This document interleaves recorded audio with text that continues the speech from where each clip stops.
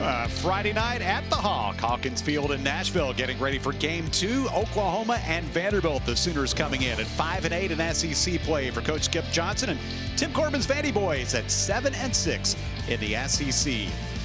Kevin Ingram alongside Andrew Harris. It is great to have you with us. Last night's game, Game 1, it was a pitching duel for a whole lot of the night, and then the runs started pouring in those late innings. 10-5, Vandy won Game 1. You got some great performances from your starting pitcher, from Fennell and Mercurius, and then it was just kind of back and forth. Commodores finally were able to break it open. Yeah, Mike Mancini, one of the stars. We'll talk about him in just a moment. But what about these splits for these teams, home versus road? Oklahoma's played a lot of road games. Vanderbilt's been really good here at Hawkins Field. This is a very, very tough to play for incoming teams. Vandy very comfortable here. They play well. They're comfortable in their positions. And yeah, it's going to be a tough night for the Sooners. Oklahoma playing its third road series in the last 4 weeks for Vanderbilt. Mike Mancini, how about the performance of number 5 last night? 3 for 5, all extra base hits, 2 of them left yard. And just spraying the ball all over the park. Saw the home run opposite field, went opposite field for the double there, and then capped it off an absolute moonshot to right center field. It was a no-doubter right off the bat. And that's what you want out of your senior leadoff guy. And you see the performance here from Mike Mancini. He has just been tearing it up all through SEC play. He has been outstanding. 8 home runs in SEC play, including that dagger 3 that finished off the Vanderbilt win last night.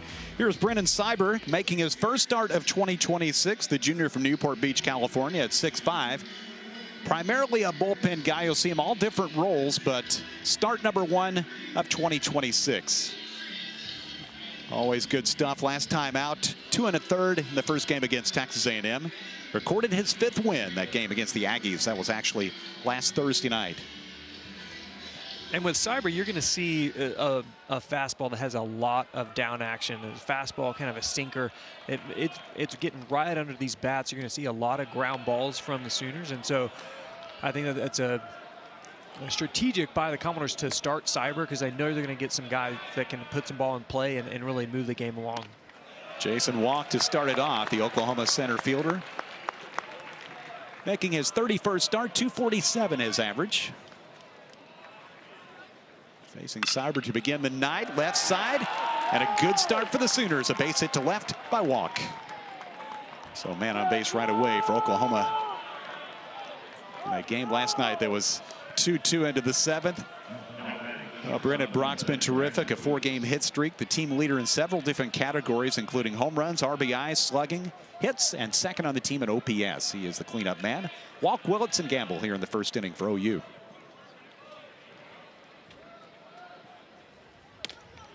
Cyber misses down an end, ball 1.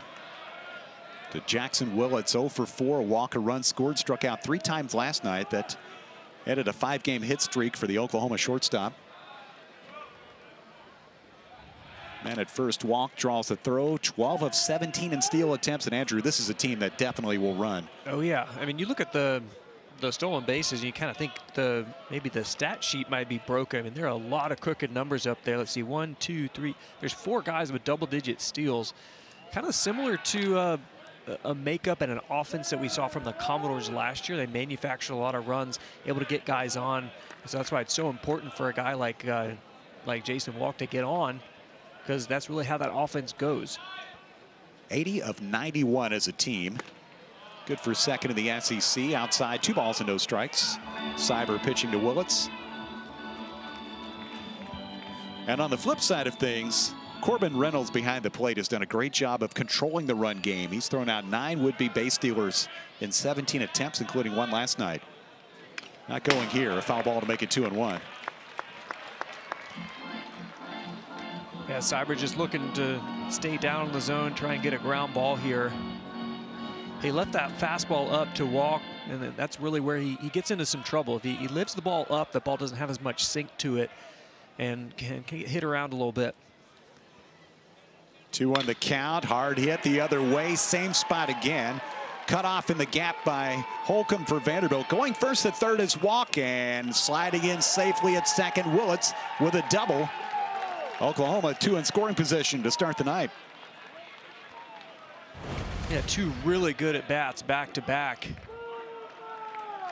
Just hitting the ball exactly where it's pitched. Exact same spot, exact same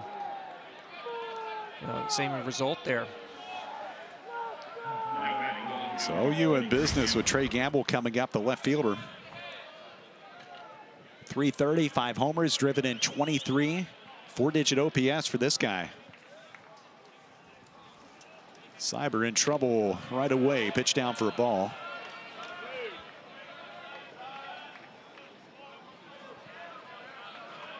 Gamble, good night last night. 3 for 4, 2 doubles, drove in a run.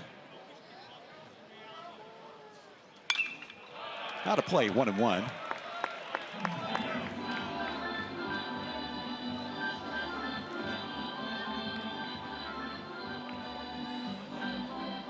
Utah native, the senior Gamble, trying to deliver a first inning run or two for Oklahoma. Outside, 2 balls and a strike.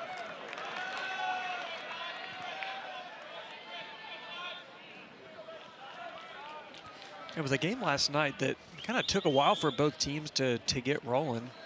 Had some really good pitching performances by both pitchers. So Oklahoma came up short last night trying to draw first blood here.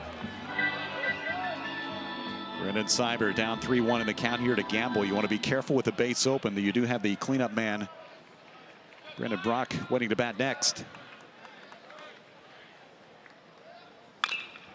Pulled first base side. That's a foul ball. It hit the leg of Gamble. So now the count's full.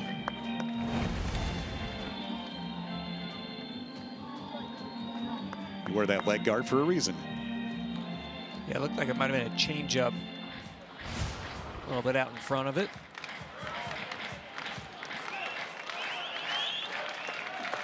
Cyber would love a strikeout. Gamble trying to put Oklahoma on the board. A payoff pitch with nobody out. Pulled foul. If you're Gamble here, all you got to do is just find a ball to put in play. I mean, you put the ball on the ground, you're going to score a run. You lift the ball in the air deep enough, you're going to score a run. So just making contact, putting in play, going to have some good things coming.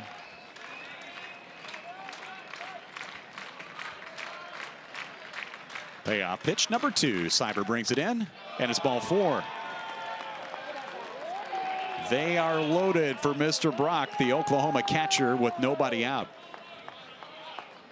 Yeah, tried to go to a back foot slider right there, but just a little bit inside. Nice visit there from his teammate Brody Johnston. Yeah, got to go to work here on the cleanup guy. 2 for 4, drove in a run last night. As I mentioned, team leader in a bunch of different categories. Outside for ball 1. 8 homers, 34 RBIs. Second in OPS at 960, first in slugging, 577. The junior from Illinois, 1-0 pitch. Foul tip, 1-1. And coming back from last year, I mean, this is an OU team that they lost Easton Carmichael. They also lost other backup catcher, Scott Mudler, and needed a guy to really get in there. And Brock has been able to do that, as well as some others. Hit towards short. They'll get the out at third. That will be all run scores as walk comes in. They only get 1 out, but runners will be at first and second now with 1 gone. Yeah, it looked like Waite was moving to his right. Thought he might have had a chance to turn it there, but with a slow developing play, instead of just getting the runner out at second, you get the runner out at third, you get the lead runner, still have the double play in motion there. Give Brock his 35th RBI on the fielder's choice. Oklahoma leads 1-0. Now a double play gets you out of the inning with Camden Johnson at the plate. Takes a strike. Junior from Texas. Homer 3 times, driven in 21. 1 for 5, a double. Run knocked in last night in game 1.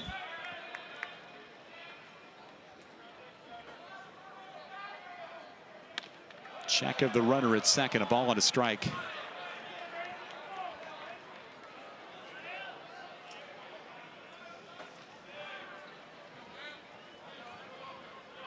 Nine multi-hit games for the guy at the plate, including the only 4-hit game of the season for Oklahoma. Now look back towards second. They had him leaning a little bit, and Gamble able to get back. Yeah, the double steal is definitely an option here. I mean, you've got, what, 31 stolen bases between the two guys on first and second. So I definitely got to keep your eyes peeled. Throw back that way again. Gamble 12 out of 13 and Brock 19 of 20. So efficient with those steals as well. Ball and a strike to Johnson.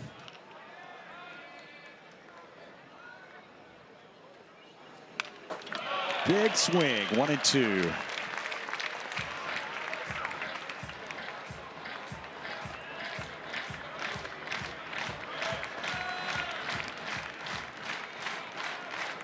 Brendan Cyber already 20 pitches, 5 hitters into the first inning. Ball and 2 strikes. Big pitch here with 2 on base. Pulled foul.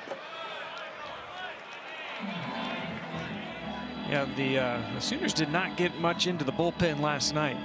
Connor Fennell went 7 1/3. Tyler Baird was able to finish it up. But you look at the pitch usage there from Cyber this year. A lot of sinkers you'll see.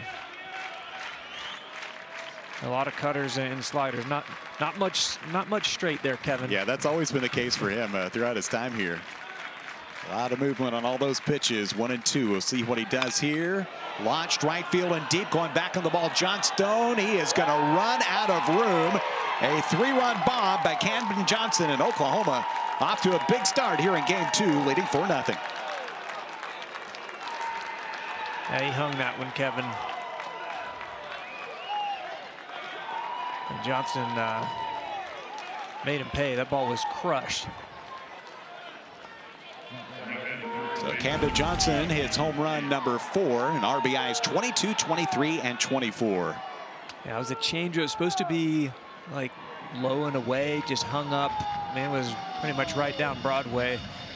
And when you hang up a changeup like that, it usually ends like that. So you see a little mound visit here from Scott Brown. And that's usually the issue, Kevin, in a lot of these SEC games. It's one pitch, and that's why every pitch is so important. It can be the difference in a game. And Oklahoma here out to a quick lead, 4-0. It's not an Oklahoma team either that's going to hit a lot of home runs. They've hit a couple in this series. 13th in the SEC in homers entering today's play. That was their 32nd of this 2026 season.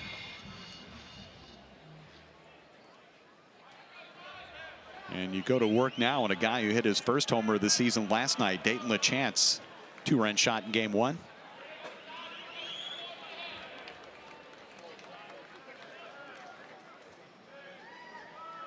Base is clear. Cyber out of the windup. Long drive down the right field line. That will be foul.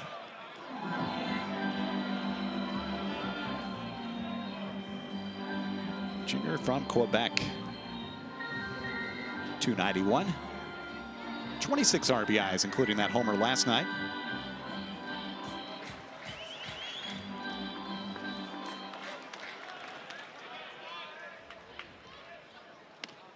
Outside 1-1. Watching Cyber over the last couple seasons, I mean, just tremendous stuff. And as we talked about, a lot of movement on all his pitches. Just been a matter of trying to harness it and throw strikes consistently.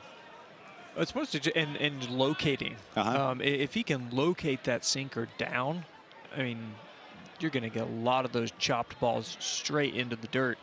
If he elevates it, it doesn't have as much sink to it. You're going to get it hit, but also, as we just saw at the home run, with any changeup, you leave that elevated, and you're going to get a lot of connection, a lot of swing and miss.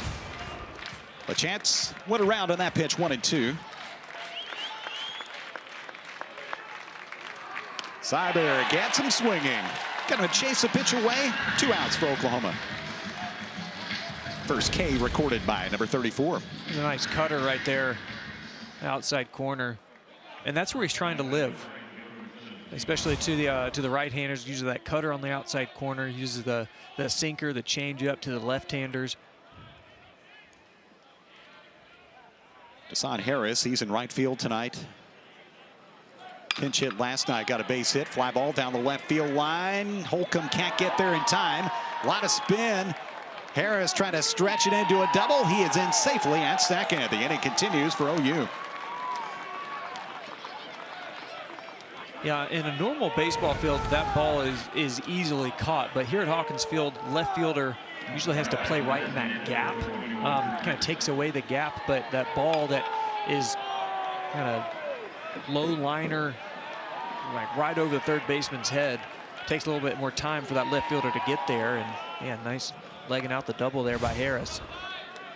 So 2 hits for Harris, and as many times up in this series. Here's Drew Dickerson. The DH role tonight. Didn't play in game 1. Outside for a ball. A little activity in the Vanderbilt bullpen already with Dickerson, the 8th man to bat in the Oklahoma first. Everybody's still settling in here at Hawkins Field. Liner back up the middle. Sooners will add one more. The throw comes in and safe at the plate. A lot closer than it looked like it might be. Harris using that great speed to get home to make it 5-0 as Dickerson delivers another run. That ball was scorched right up the middle. And a heck of a job by Harris to get on his horse, because that ball got to Rigdon pretty quickly. And a really nice slide, avoiding the tag there from Reynolds. 16 RBIs for Dickerson, 110 off the bat, our producer Doug Stanton tells us. Oklahoma batting around here in the first. Cutter for a strike to Kyle Branch, the second baseman.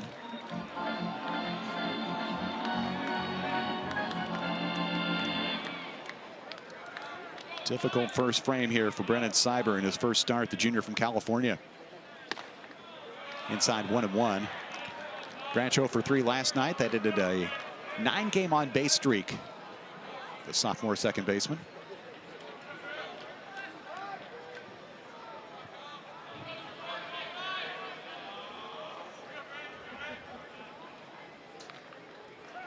Break even pitch. Got him to swing 1-2.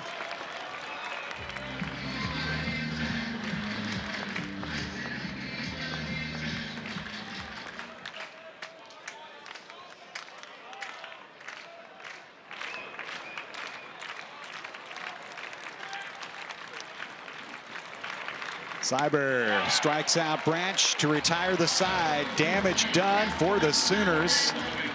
5 runs, 5 hits, including this swing by Camden Johnson. A no-doubter to right field, into the net. Sooners 5, Commodores coming up.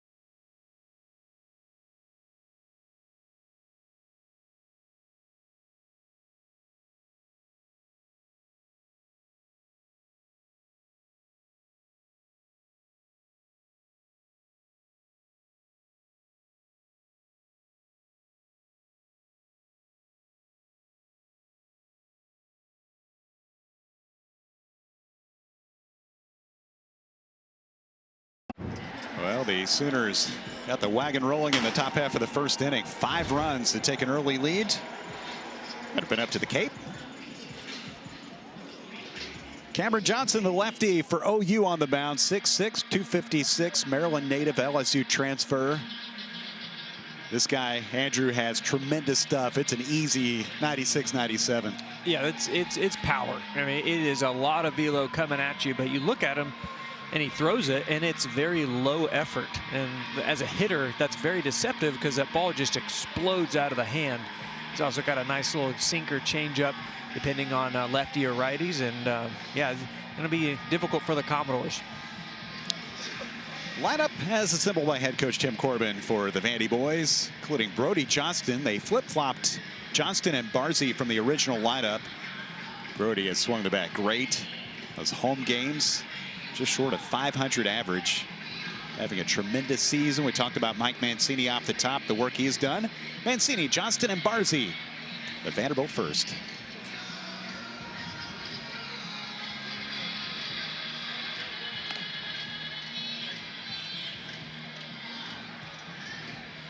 So just about ready to go for a Vanderbilt team that is second in the SEC in home runs with 76. Georgia leading the way, 2 away from 100 already.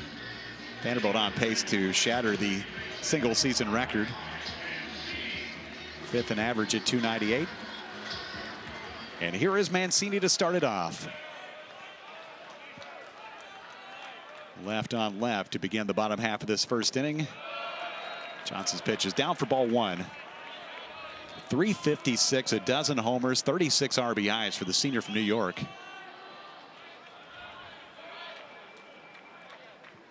Who's been even better than that in SEC play. 362, 8 of those 12 home runs have been in conference games. Top 10 in the SEC in homers, 5th in slugging, 5th in OPS, 9th in on-base percentage, and tied for 8th in walks. So getting on base and leaving the yard, up and in, 2-1. Hey, you talk about a spark plug at the top of the order. This is the guy that you want. This is your senior leadoff guy. Got a lot of at-bats under his belt. He's very calm at the plate, very consistent, and also got 12 bombs, so can do a lot with the bat.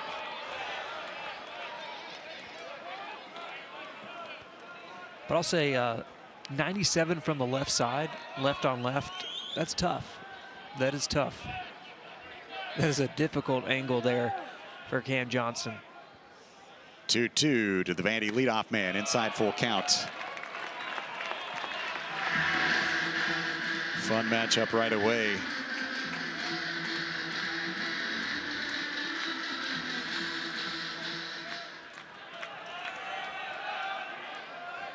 The payoff to begin the Vanderbilt first. Inside for ball 4, so Mancini, his 28th walk of 2026. Down to first, the leadoff man aboard for the Commodores. And you're down early 5-0. You just got to get some base runners. Mancini does just that. 10 for 10 in steal tries. Brody Johnston, the number 2 spot, 3 for 4 and double, drove in a run last night. 16 multi-hit games for the sophomore from Ottawa. 7th in the SEC in batting average at 364. 51 hits. Looks at a ball. Had a great year last year, and you knew he was special just by the way he carried himself. Played a really good third base last year, and coming into this season, I think that was the question. Can he repeat that? Can he improve upon that? And man, has he ever. He's been so consistent.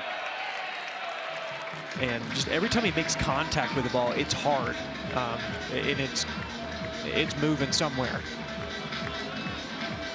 A lot of line drives toward the gaps. Go a little bit of everywhere. Saw him pull one over the big wall back on Tuesday. The midweek win. 2-0, takes ball 3. As Andrew said, you're just looking for base runners, down by 5 runs early, and a quick mound visit for Brock the catcher.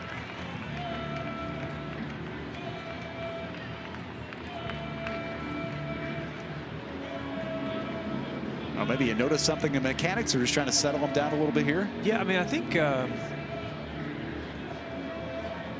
early in the game, just trying to find his footing. I mean, it is a turf mound out there, so a little bit different. But a nice job by Brock, his catcher, just trying to slow the heartbeat down. See if Johnston gets a green light on 3-0. It's outside for ball 4. 2 walks to begin the Vanderbilt first.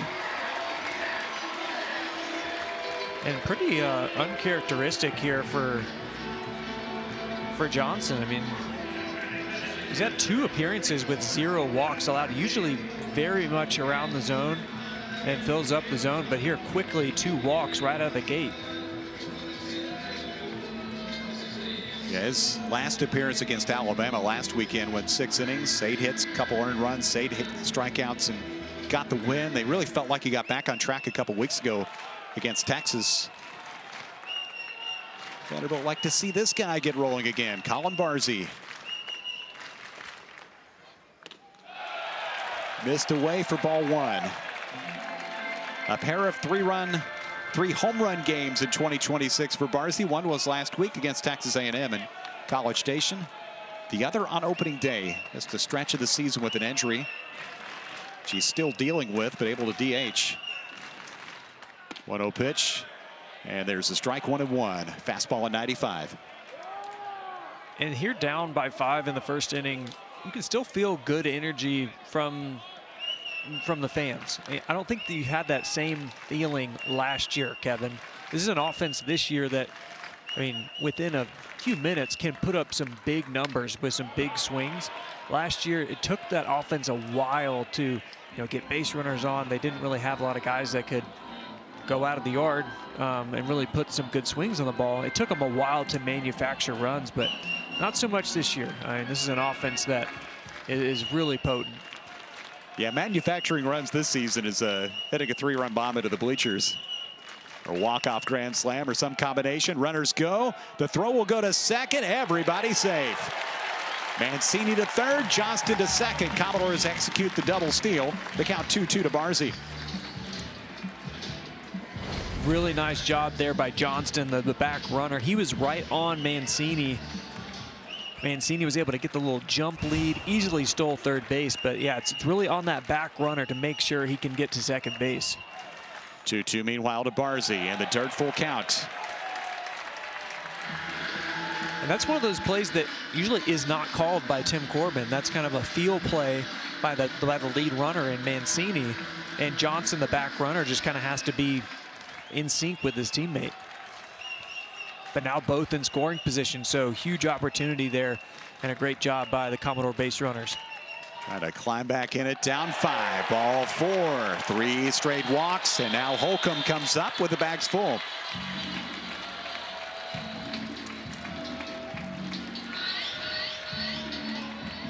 Xander Mercurius, the freshman, loosening in the Oklahoma bullpen with Cameron Johnson struggling with the control. Look down at the OU pen. Skip Johnson is a fantastic pitching coach and heads out for a mound visit here in the first.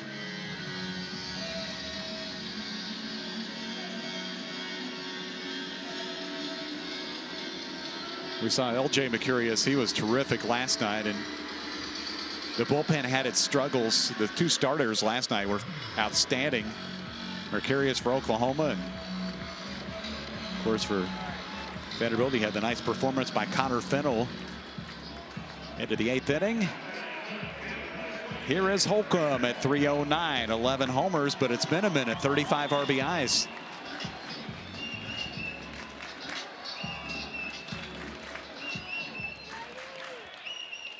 One for 3, a double, a walk, and RBI last night.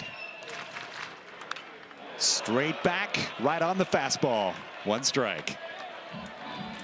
Yeah, it's tough for a guy that hasn't been really around the plate. You know he's going to come there at some point, and Braden Holcomb just missed that 95-mile-an-hour fastball right there in the outside corner. Swung the bat well here at Hawkins Field, like so many of these Vandy hitters have. 1 strike, outside to the backstop, but it came back to the catcher Brock, and Mancini decided to stay put. Not a lot of foul territory. That backstop's really close here at Hawkins Field.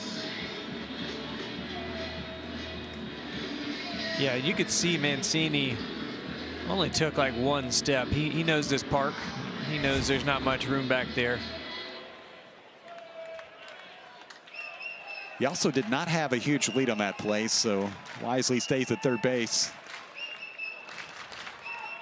Ball and a strike to Holcomb. 1-2. You see Holcomb shaking his head. He was wanting a big swing right there. Maybe trying to hunt the fastball too much and chased in the dirt. Cameron Johnson is trying to get it out. 1-2 with the bases loaded. Strike 3 called. Hits the outside corner with a fastball to retire Holcomb. 1 gone. A nice spot right there by Johnson.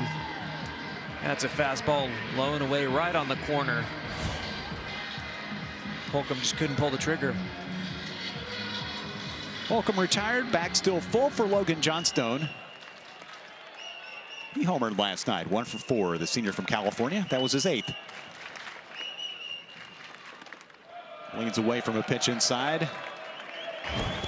Back on Thursday night, game 1, Logan Johnstone. Seen some power out of number 2 this season. Slides it over the wall in right center. 1 ball count. 2 balls and no strikes to number 2. Yeah, that was one of those home runs that just looked like a gap shot and then caught some little backspin and rode out of there. He does such a good job of letting the ball travel. And usually when you let that ball travel, let it get deep, you are able to create a lot of that backspin. Runners at every base. No place to put Johnstone, a 3-ball count. You got Mancini at third, Johnston at second, Barzy at first with 1 gone.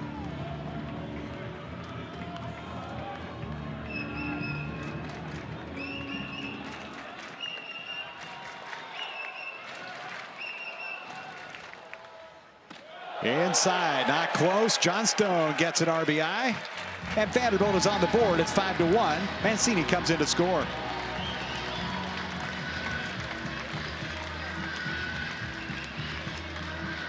You see Johnson shaking his head there and trying to find the zone. Look at his last 2 SEC starts versus first 2 SEC starts. The walks in particular, the last 2 have been pretty solid. But he won't make it out of the first inning here in Nashville.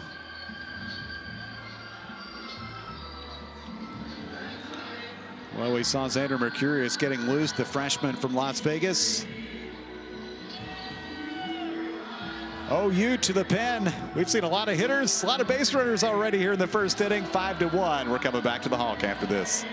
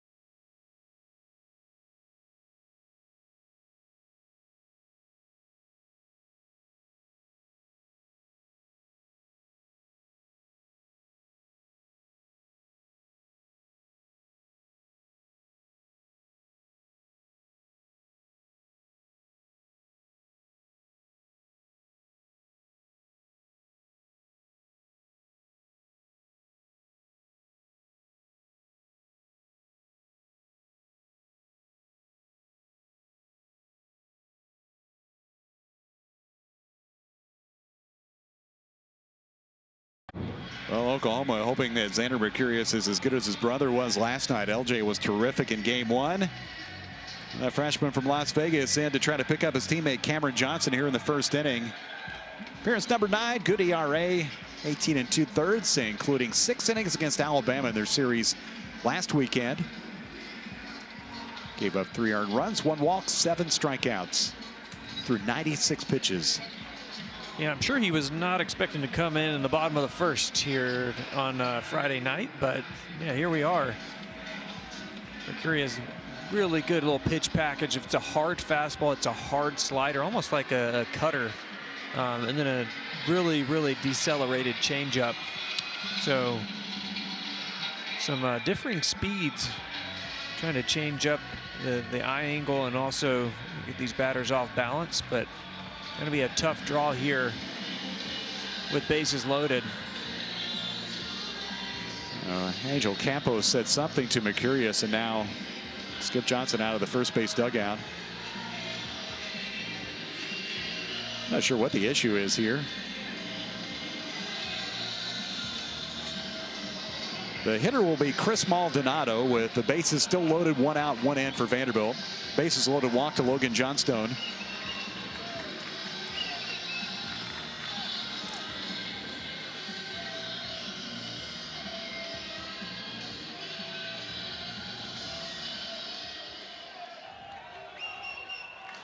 All right, now we're ready. Maldonado getting the start in game 2 at first base. Down for a ball. 264, 4 homers, 19 RBIs. Has been a regular starter for a chunk of this season. 0 for 1 in game 1 last night. Comes up empty with a big swing on a fastball, 1-1. Only one appearance in the series against Texas A&M and College Station last weekend. Chance here with the bases loaded. Vanderbilt down early, but threatening. Foul tip to stay alive. Well, that makes it 1-2. Yeah, if you're the Commodores, you got to go right now. I mean, you do not get many opportunities to get bases loaded here with the pitching staff that's kind of struggling. You got to find a way to claw some of these runs back right here. Breaking pitch, fouled off, stays 1-2. Maldonado in his 100th career game tonight. Johnson at third, Barzee second, Johnstone at first.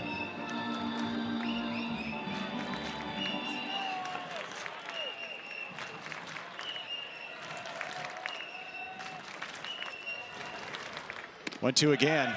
Close, but 2-2. That's a good spot. I think it may be a little bit low, but that's a great spot right there from Mercurius.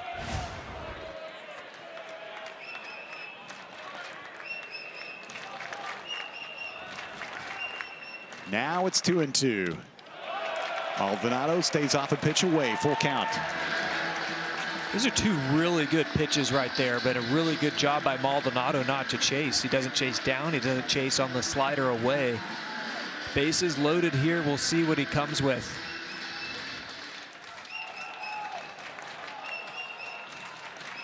Full count, payoff, pop foul.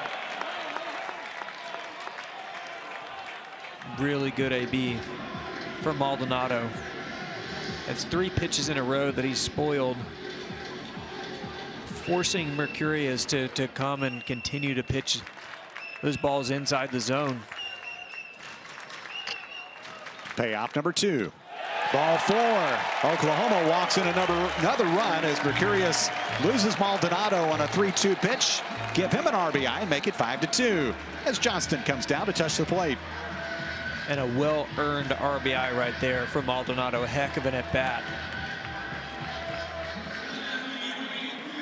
Well, the run brought in for Maldonado, his 20th of the season. Riker Wade now the batter.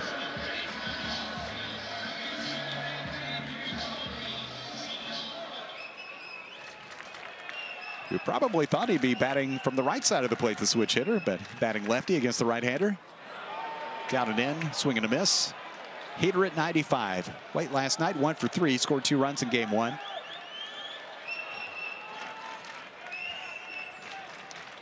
Sophomore from Arizona. Very nice second season for Vanderbilt. The plate and in the field, out in front, 0-2. And that's a look at the changeup.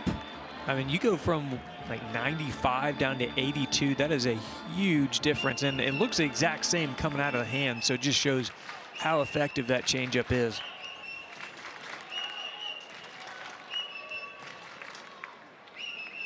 Wait.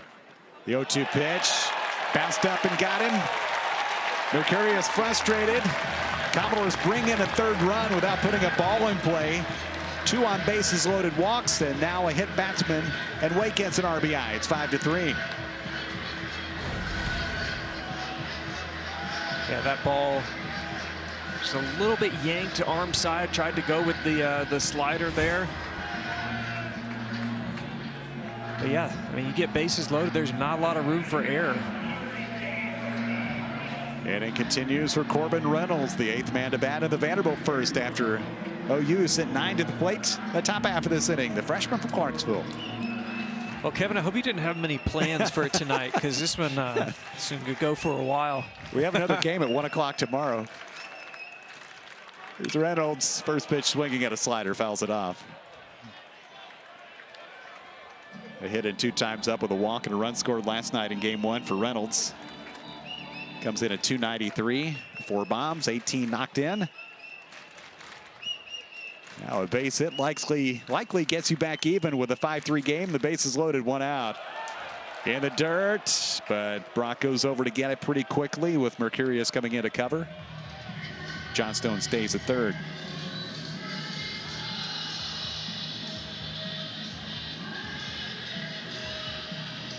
I think Angel Campos is giving the catcher Brock a minute to gather himself.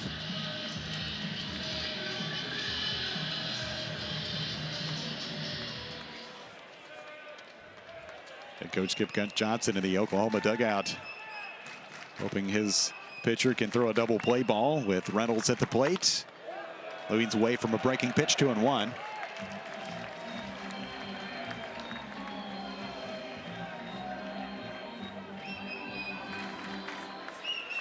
It's been a tough go for the Oklahoma bullpen, facing 15 hitters, 11 have reached.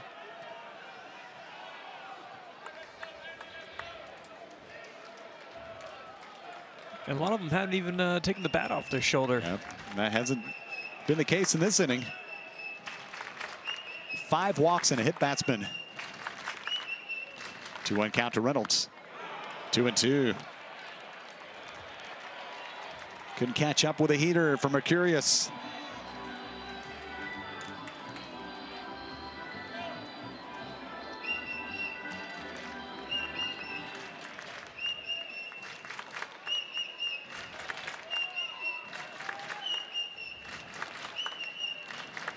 Two. Fouled at the plate. Reynolds just does get a piece of it. Brock could hang on. Another good AB here from Commodore hitters. Reynolds swung through a fastball the pitch before, then was on time with it there, just the barrel a little bit below. If you're Mercurius, you probably go with the slider away here. 2-2, runners at every base. Use the breaking pitch, but it's inside, full count. That's a tough spot here, Kevin. As a pitcher, I mean, you're like, man, I can't walk in another run. But you also don't want to groove one right down the middle and have an opportunity for the Commodores to take the lead. Payoff, hit him. Make it 5-4. Coming in to score, Johnstone. 4 on the board without putting a ball in play for Vanderbilt.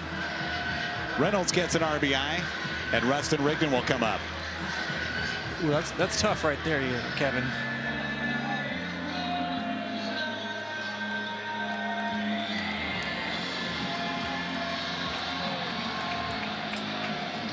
Oklahoma pitching really struggling here in the first inning.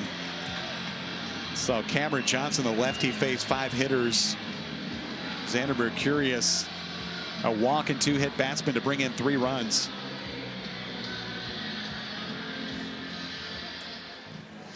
And activity just now getting started. Trent Collier, the lefty, the sophomore for Oklahoma in their bullpen.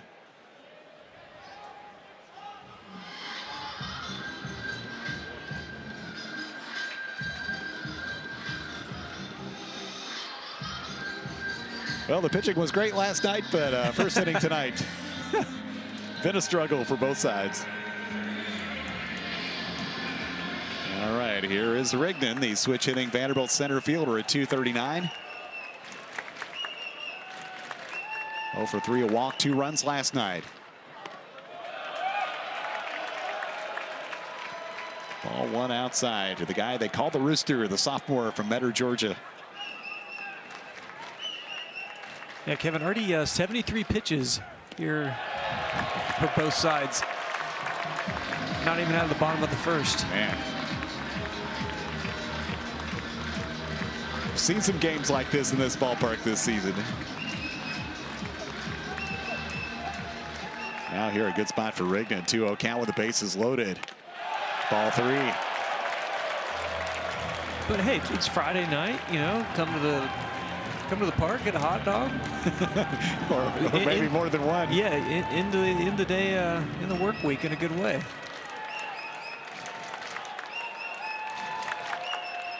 3-0 pitch is a strike. Vanderbilt trying to bat around without recording a hit.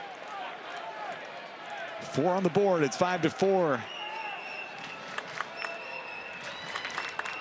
Rigdon ready for a 3-1 pitch. Liner center field and down for a base hit. Vanderbilt will get 2 runs home. They had to hold up to see if it would drop. Maldonado and Wade come in to score. The first hit of the night gives Vanderbilt the lead. It's 6-4, 6-5. And you were just kind of waiting for that to happen, Kevin, for somebody to just put a bat in the ball and really break this thing open. And Rustin Rigdon does just that. It's fastball in the outside corner and just absolutely strokes it to right center field. Commodore is able to take the lead.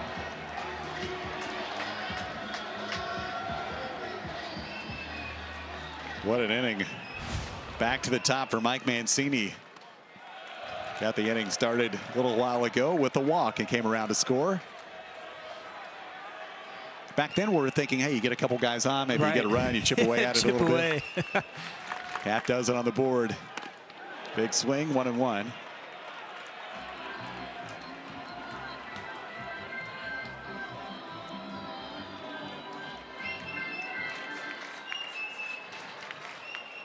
Only 1 out has been recorded. That was a strikeout of Braden Holcomb.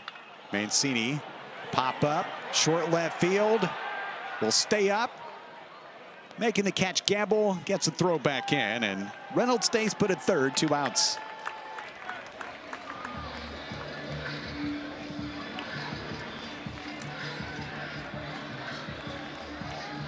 Well, Brody Johnston will get a second AB here in the first inning. He walked, stole a base, and scored his first time up. Reynolds at third, Rigdon at second, 2 gone.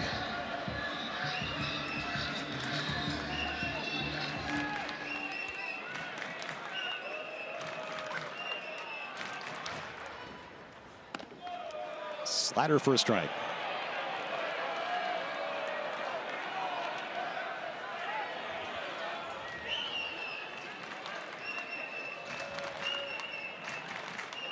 Xander Mercurius going to get 1 more.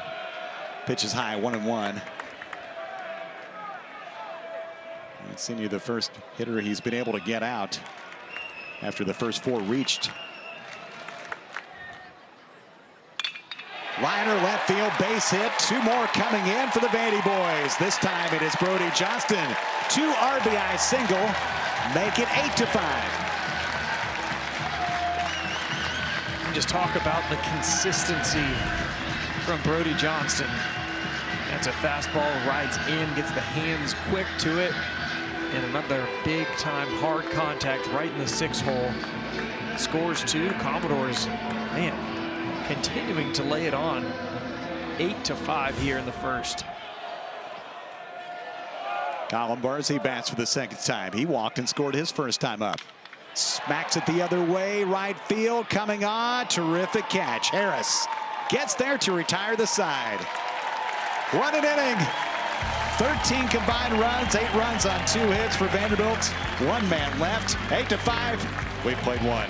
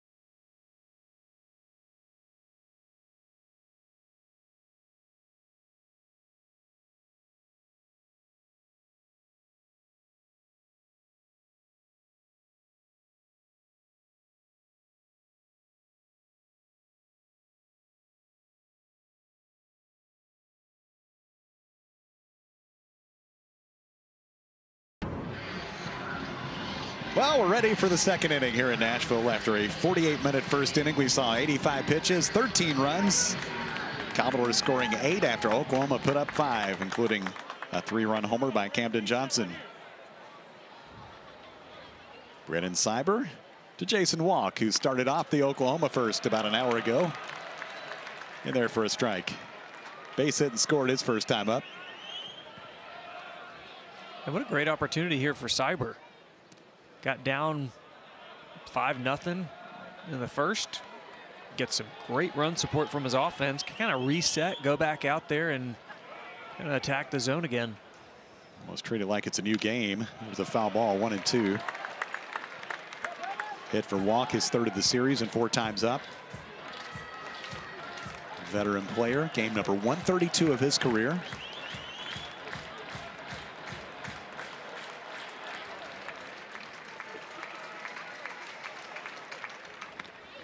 Cyber, close spitball 2.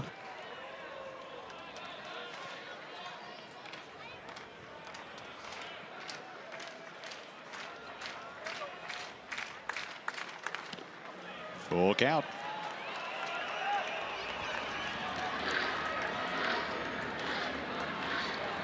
Cyber gave up 5 runs on 5 hits in the Oklahoma first, 1 walk. Payoff and a swing and a miss. Got Walk to chase a pitch down and in, 1 out. A great job hanging in there. He got the full count, but big time sink right there on that fastball. A heck of a pitch to sit him down. That is a tough pitch to deal with. 90 and dropping in there. Check swinging a pitch in by Jackson Willis. Willits double his first time up.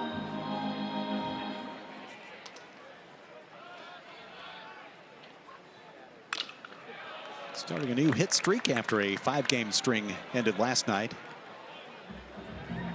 Mike Vanderbilt's Riker Waite, part of the Brooks Wallace Award watch list for the top shortstop in the country.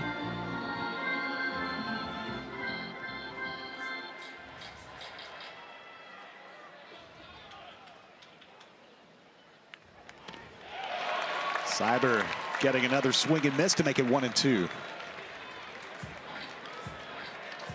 It goes with the back foot slider right there. See if he goes with a little changeup away, or even just that sinker away. Well, a close pitch to make it 2-2. This team's facing off for first time here in Nashville in a long time, going back to 1978. Oklahoma's 2nd year in the SEC and first time to visit as a conference opponent. Another foul ball. They played 4 times last year, including 3 in Norman and 1 in Hoover. Here's your series info. They played in the 1978 Worth Music City Invitational. They played a lot of games. Teams played 6 games. And played a lot of the local teams like Belmont and Lipscomb. I thought that was really cool. Oklahoma beat Belmont, Lipscomb, and Trevecca. Lost against Vanderbilt, Virginia Tech, and Miami, Ohio. How about the Worth sponsor? Yeah. I mean, that's a brand I hadn't heard in a while. It's Tullahoma, right? Yeah. 2-2 from Cyber. Called, 3rd strike. Back-to-back Ks. He gets Willits looking. 2 outs. The Oklahoma 2nd. It's a heck of a pitch right here. And where he was struggling last inning, that sinker, that fastball sinker, really living low in the zone right there. Trey Gamble walked and scored. Bats with 2 outs here in the 2nd. Takes a strike. What if this game's the reverse of last night, where like there's now goose eggs for the remaining 8 innings? Somehow I don't think that'll be the case. 1 strike pitch. Strike 2. Cyber looking much better here in the 2nd. Landing his pitches.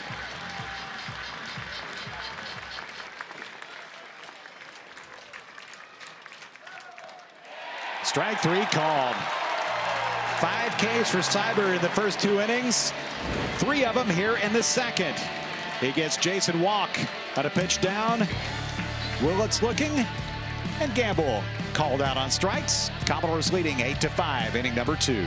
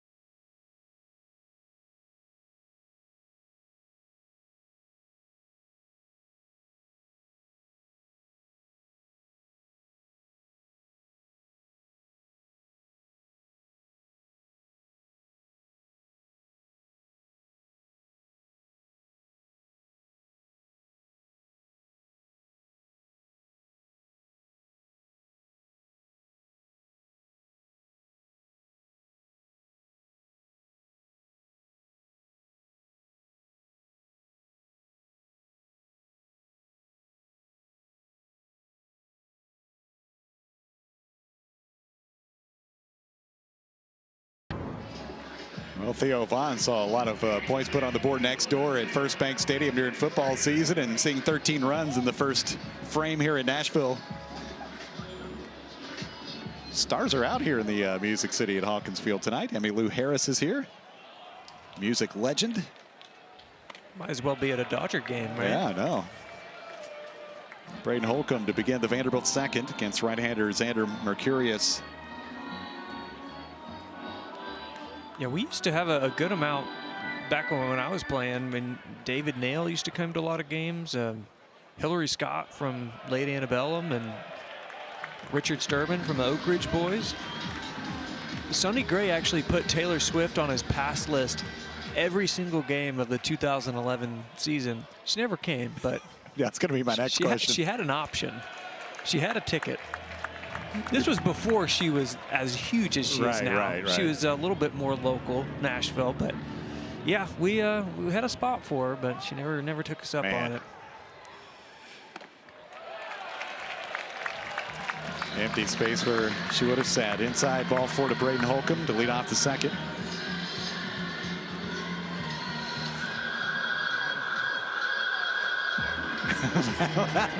Last week we saw John Rich putting on a performance over at his house. Must be out of town tonight. Xander Mercurius really battling the control tonight for Oklahoma. And OU is going to go to the bullpen for the second time. Well, back to the pen. Trent Collier, the sophomore lefty. Texas native heads to the Hawkins Field mound. Vanderbilt leading 8-5. We'll take a break.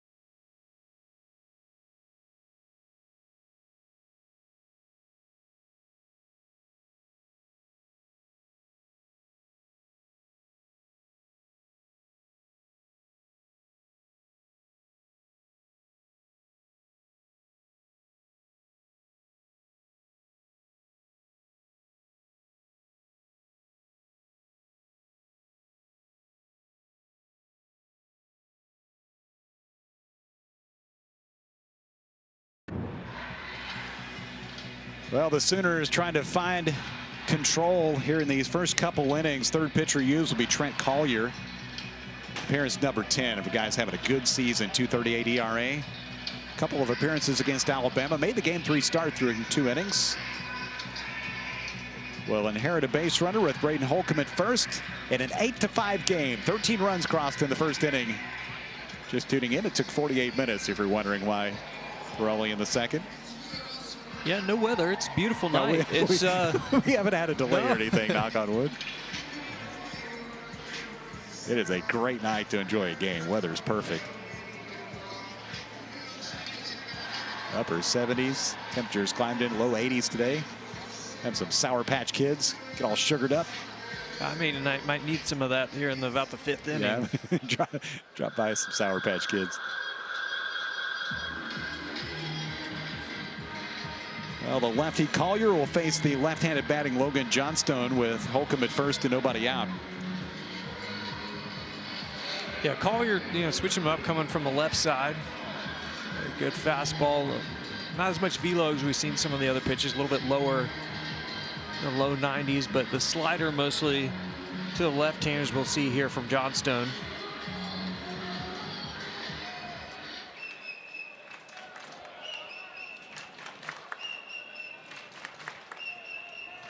He walked to bring in a run and came around to score. Throw to first.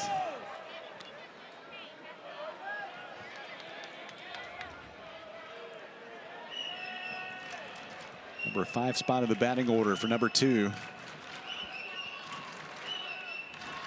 Decent lead for Holcomb at first. Collier brings it. And it's a strike.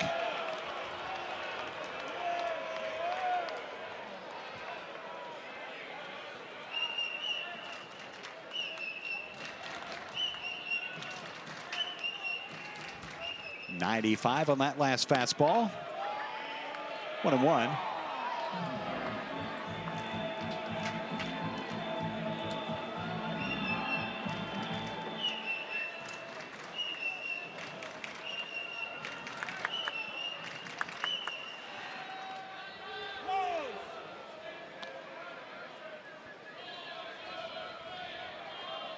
Vanderbilt team that has not run as much as they typically do. A lot more power this season. We did see a double steal in the first.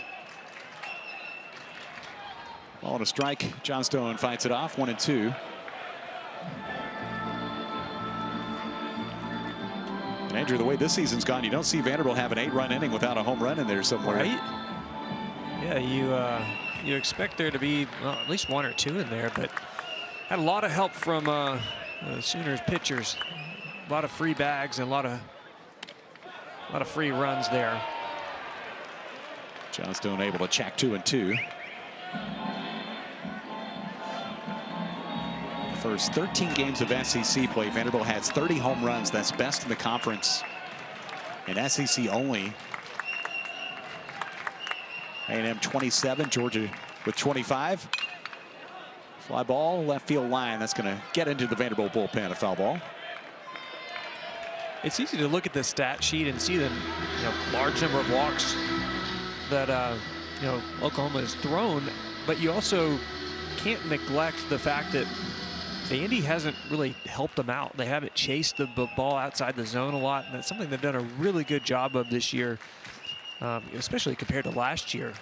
They're really doing a good job of that pitch selection, knowing which balls they can handle, and not chasing outside the zone. Johnstone takes strike 3 as Collier makes a pitch. 1 out. It's a pretty good spot right here. Low and in. Johnstone thought it might have been a little bit low.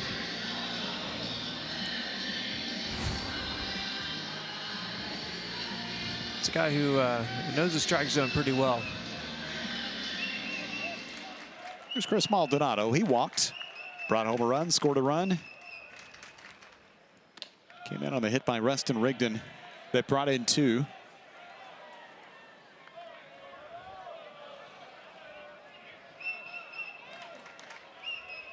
Runner at first now with 1 out. Maldonado at the plate. Now Angel Campos looking toward the first base dugout. I don't know if they're chirping a little too much for his liking.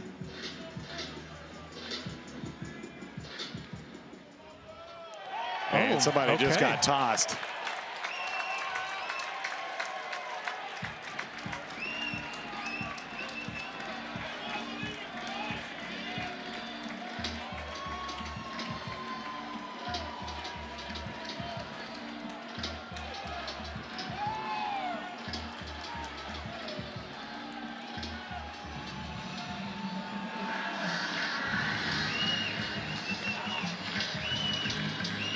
Well, let's.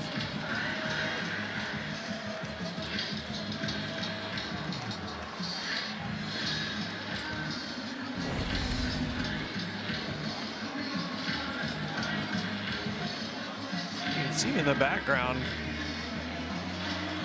I was looking, I thought it was coming from Skip Johnson, and then realized it wasn't. He was calling Angel Campo saying, hey, he called the ball away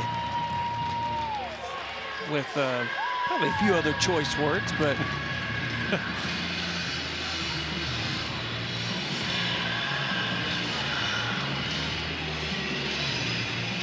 and gets the standing O from the bullpen. The bullpen's fired up down there.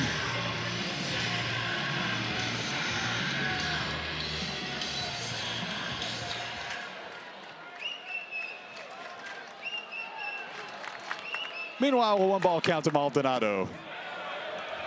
Outside, 2 balls and no strikes. So what do you do? Do you go get on the bus, or do you? I think you just go grab a hamburger and walk hang back to out. the hotel and Yeah. hang out outside? Fly ball foul to make it 2-1.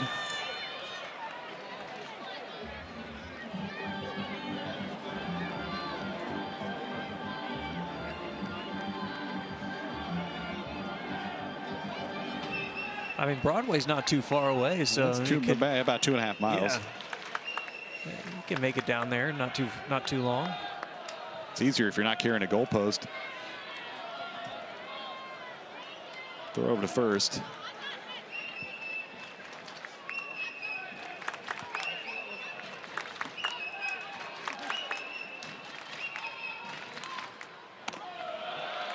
Check on the pitch up. 3 balls and a strike. That was assistant coach Todd Butler that was ejected from the Oklahoma dugout.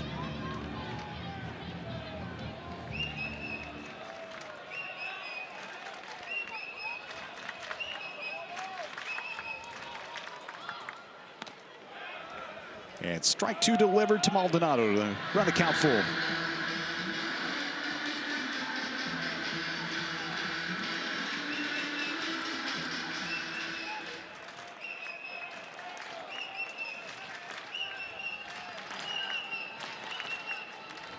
Payoff. Maldonado sends in the air, fly ball, right side and foul. Do it again on 3-2.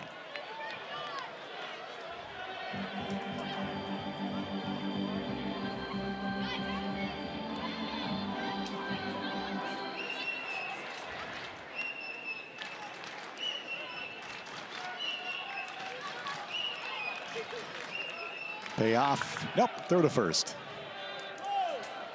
Maldonado really good at bat last AB, drew the bases loaded walk, fouled off a number of pitches, and in a similar situation here, another good at bat. High for ball 4. Runners at first and second for Riker Waite. Again, it's just the pitch selection. That's an elevated fastball that, well, as a hitter, it looks good coming out of the hands, and a lot of guys with 2 strikes probably offer at that, but a really good job by Maldonado not chasing. 7 walks issued by Oklahoma pitching in the first 1 1/3. Riker Waite was hit by a pitch that brought in a run, and he scored a run.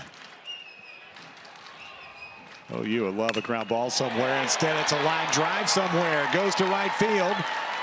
Holcomb waved in from third. He will score. RBI for Waite.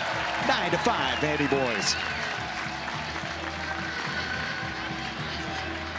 Very, very solid piece of hitting right there from Waite. Didn't wait much time.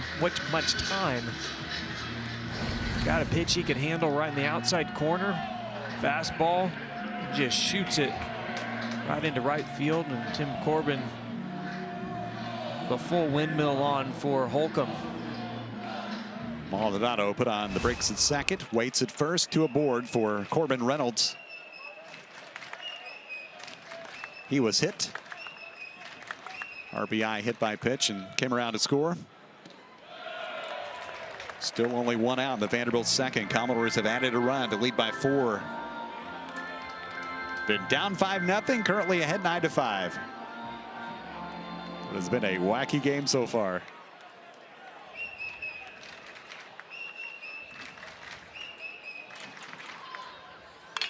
Pulled, third base line, foul ball. That was a nice play by Camden Johnson, the third baseman, but everybody will head back.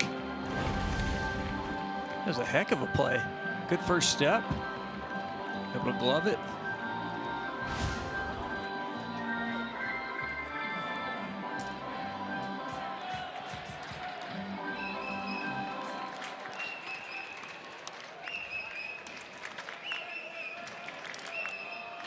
Check of the runners with 1 out, a ball and a strike. 1-2 to the Commodore catcher. His RBI was his 19th.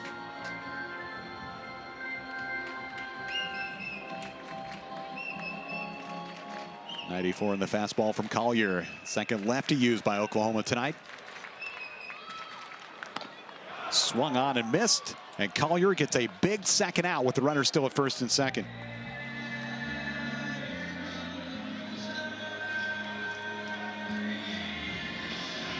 Arrested Rigdon. Sorry, Andrew. No, so he needed that one big time. Really had a good fastball up in the zone, and Oklahoma just trying to get some momentum going on the mound. Oh, interesting here. Rustin Rigdon is a switch hitter, but batting left-handed against the lefty Collier. He had one of the big hits for Vanderbilt. The runs have mostly been on walks and hit batsmen, but had a 2 RBI single back in the first. That was Vanderbilt's first hit. Pulled, just foul. Almost took out first base umpire Brian DeBrouwer. Yeah, they must have been seeing something in the scouting report, knowing that, you know, maybe doesn't like the slider, or, you know, doesn't like throwing the changeup in certain counts. And Rustin Rigdon just felt like, hey, if I can really see that fastball, I know I'm going to be on it. 0-2.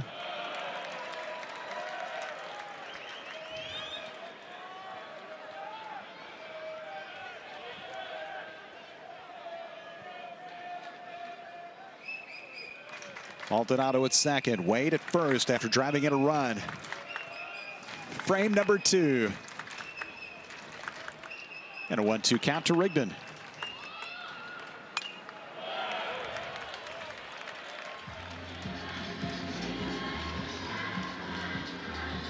The Rooster masks. They also have the Hulk for when Braden Holcomb is up. Dedication. Another 1-2 pitch.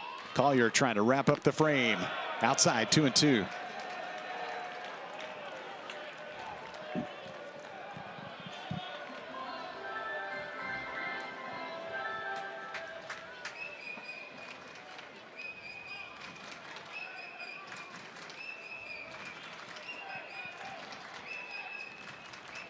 Left on left and a 2-2 pitch. Got him swinging.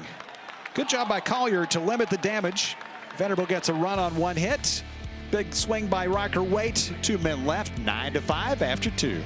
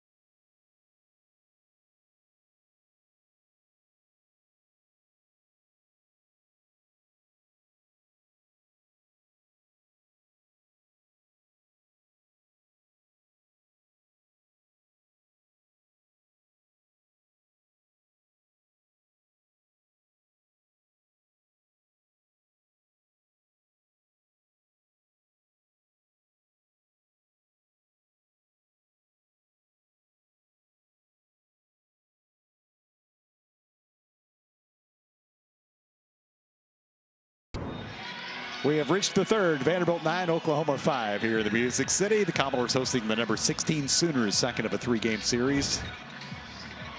Now, there are two coaches, veteran coaches, and a lot of success for both those guys. Skip Johnson took OU to the finals of the College World Series back in 2022. Tim Corbin, 5 trips to Omaha with Vanderbilt, won it twice. Of course, Skip, long time at Texas with Augie Garrido. Key part of their success, and done a terrific job with this Oklahoma program. Been there for a decade. 9 years as head coach. Brandon Brock to start the Sooner third. He's a cleanup man, reached on a fielder's choice, brought in a run, and scored a run. And a 5-run Oklahoma first. Yeah, Skip Johnson, part of that Augie Garrido coaching tree. Just think about the number of guys that Coach Garrido able to influence. Tim Corbin himself got a little tree going as well. I mean, Eric Bakich at Clemson, Cliff Godwin, East Carolina, and Josh Holliday at Oklahoma State. You think about the assistants too, right? And some that have gone on to the big leagues. Derek Johnson, pitching coach. 1-2, fouled away. It's always fun to turn on a game and see David Macias coaching first base. Yeah. Antoine Richardson.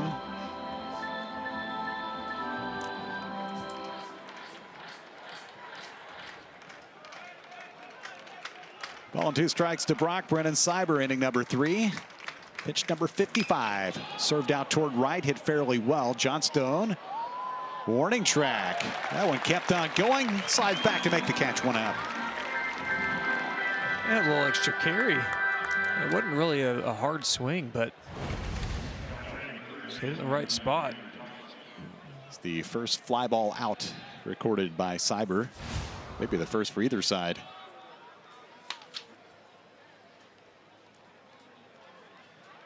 Oklahoma had a couple back in the first. Here's Camden Johnson. Big swing for the Sooners so far. A 3-run bomb. It's part of that 5-run first. His 4th home run. He's driven in 24.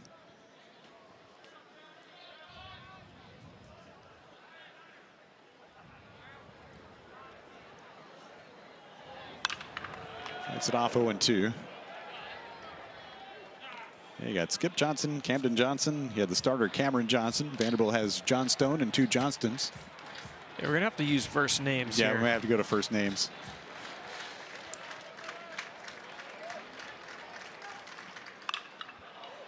To center field, Rigdon coming on, and he got it. What a play. Rooster going to the turf to make the catch. 2 outs. It was a heck of a play. I thought he was gonna let it bounce in front of him, but made the decision. Was going for it. He was playing pretty far in left center field, but man, covered some ground. Brennan Cyber likes it.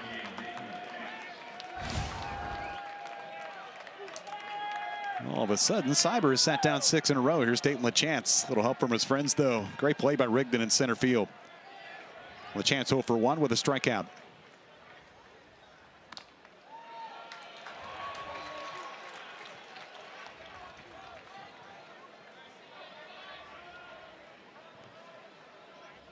Talked about it the first time up. Hit his first home run of the season last night. That was a 2-run shot.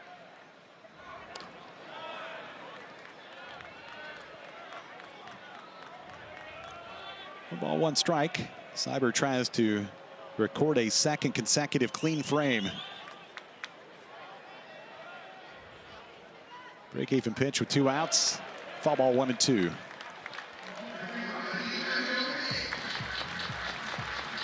LaChance, a guy who had a 10-game hit streak. That's been the best of the season for Oklahoma. That was back in February and March.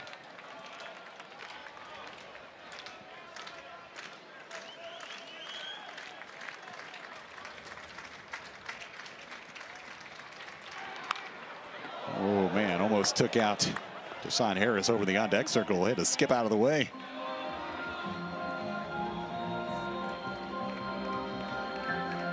Yeah, you got to keep your head on a swivel here at Hawkins Field. Ball comes at you quick.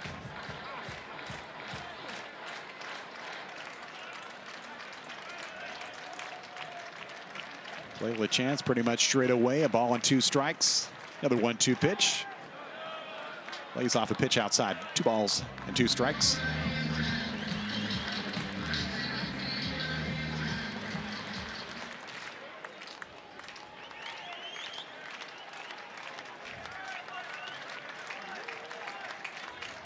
Two, pulled through the hole. Wade can't get to it. 2-out single by LaChance. Give OU a base runner here in the 3rd. A nice AB there for the Oklahoma first baseman. Dasan Harris, a double and scored his first time up. Pinch hit last night. Had a double and a run scored in game 1.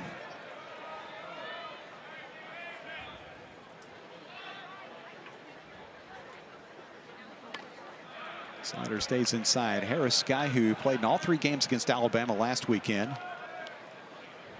was part of the regional all-tournament team in Chapel Hill last season. Hit .313 back in 2025. 2-0 the count.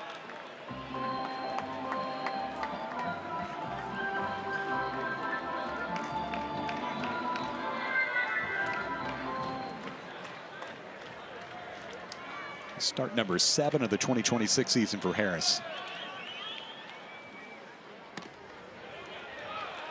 Takes a breaking pitch inside. 3 balls and no strikes. Maybe more of a cutter there.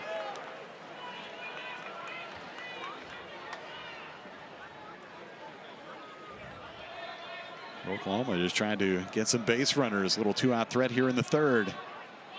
Cyber needs a strike and delivers to make it 3-1. Yeah, see Cyber here at 68 pitches. A little bit of stirring there in the pen, not much action. Gotta feel like they ride Cyber as long as they can, and man. I'm going to call a balk here on Cyber. It's kind of an awkward throw over to first. LaChance goes to second. I think Maldonado was telling him something. I don't know if he kind of got off the bag back there. An awkward pickoff, and yeah, they called the balk, moving to second. Meanwhile, a 3-1 count, and Harris takes ball 4. Well, Cyber got the first 2, a fly out to right and a line out on a nice play by Rigdon in center, but then a base hit and a walk. Some 2-out trouble with Drew Dickerson coming up. RBI single in his first at bat.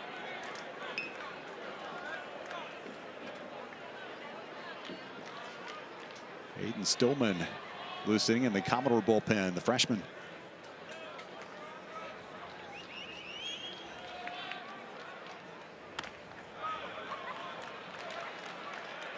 Outside for ball 1.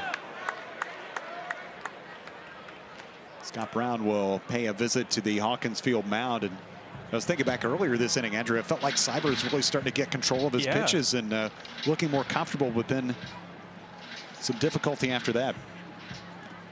Yeah, it's almost like once he gets in that rhythm, I mean, it's tough to break that rhythm, but once he does break it, it's hard for him to, repeat those strikes. It's almost like a feel thing where just doesn't have a good feel of the sinker, and misses a little up, misses a little out.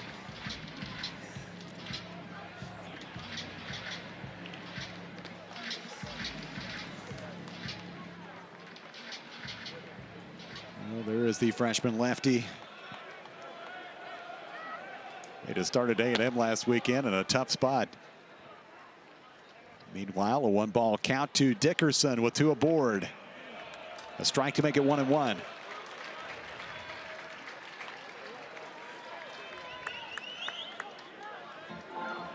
Dickerson, a sophomore, Lee Summit, Missouri, his hometown.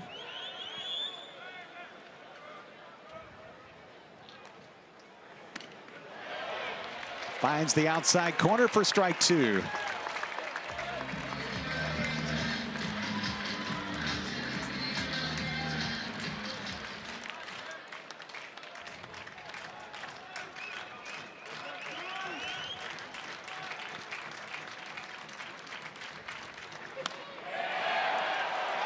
2-2 to number 21. Close pitch. Yeah, it's a good look at just the movement from that fastball. A lot of arm side run. It starts it off in the middle of the plate and then misses inside. It's a heck of movement. To center field, Rigdon has a play and gets to it to retire the side. A base hit, 2 left for Oklahoma. Some good work by Brennan Cyber. Work around some base runners. 9-5 in the third.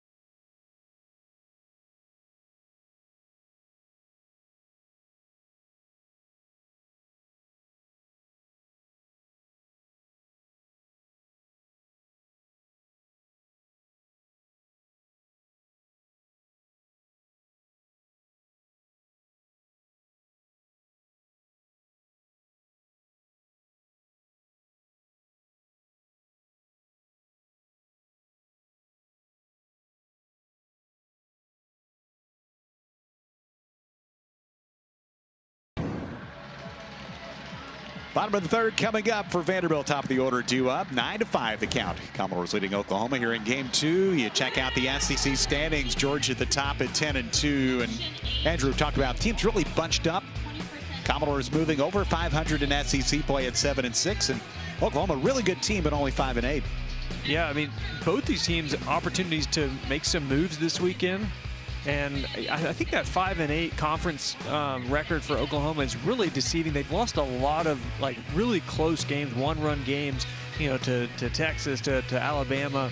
This is a really good game, a really good team, similar with the Commodores. I mean, we played some really good games, and there's a lot of game left to play, a lot of season left to play, and there's I think that looks a lot different here in a few weeks. And I think the thing for Oklahoma too is they played a lot of road games as we detailed to start the night. This is their 3rd SEC road series in the last 4 weeks. But the flip side of that is he played 3 of the last 5 at home, and that probably helps you. Yep. Oklahoma won SEC series against Texas A&M and LSU, lost at Texas, and lost 2 out of 3 against Alabama last weekend. Mike Mancini to start the Vanderbilt third. A bouncer played by LeChance. Short trip to the bag, 1 out.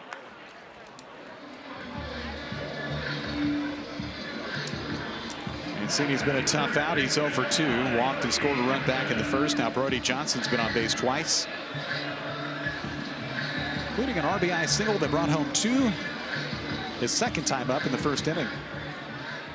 See there, he's been on 5 straight times. He's had a good series so far.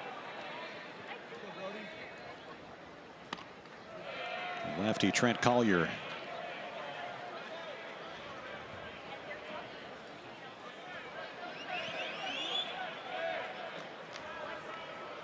Came on in relief of Xander Mercurius last inning.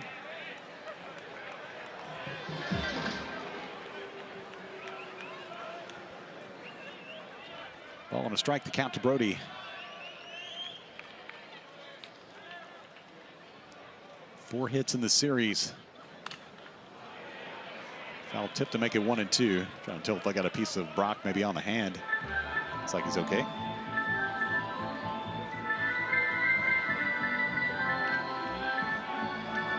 A lot of changeups here to Brody Johnson. 1-2, popped up, foul ground right side, out of play. Yeah, tried to lull him to sleep and then threw a fastball, tried to get it underneath the hands of Johnston. But he was able to foul it off. See if he comes right back to the changeup here. 1-2 pitch hit hard, but right at the shortstop. Willits wings it across, 2 gone. So Oklahoma finally able to keep Brody Johnston off base. 2 outs for Colin Barzy. And then he went back to the changeup, got what he wanted. Got the rollover there. I wouldn't necessarily call it a rollover, but a ground ball right at his shortstop. Well, Barzy walked and scored his first time up in the first inning, and then a line out to right and a nice play by Harris to close out a 48-minute first inning. Between the two teams, they combined 85 pitches in the first frame. 1-ball count.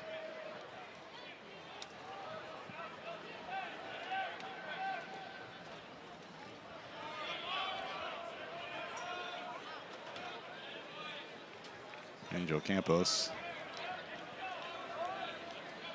I don't know if the right amount of attention at the right time.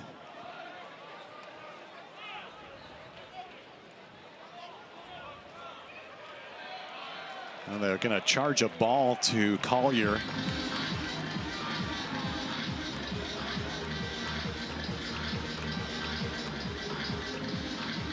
I think they asked him from the dugout, are you having trouble hearing on the pitch comm? He said, I'm okay.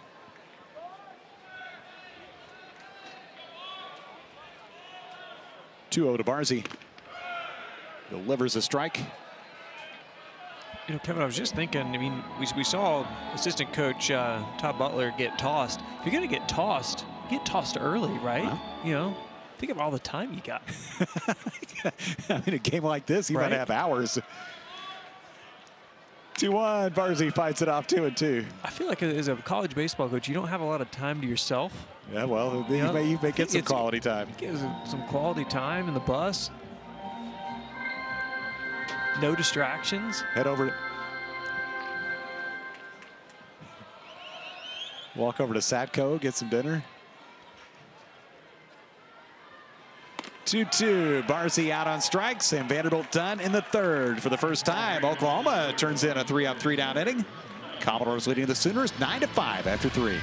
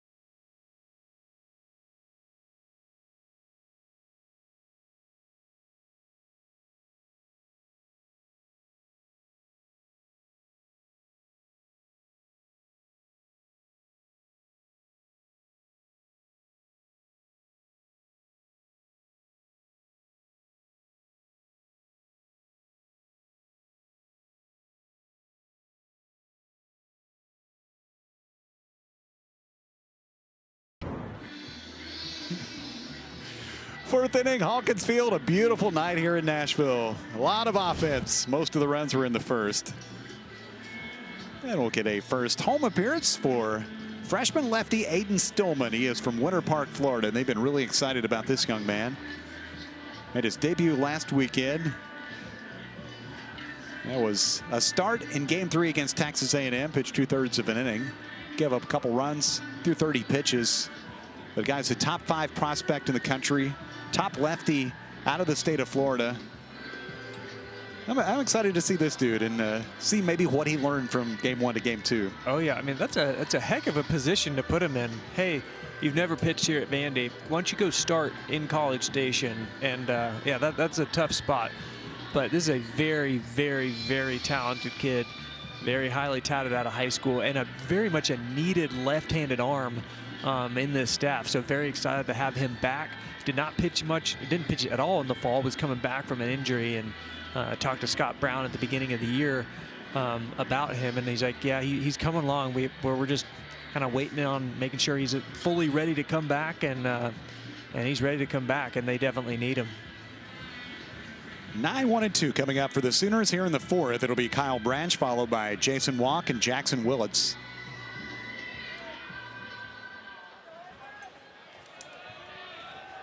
I don't know if they were going to turn down the Eagles and get the inning started or not. There's a pitch down for a ball.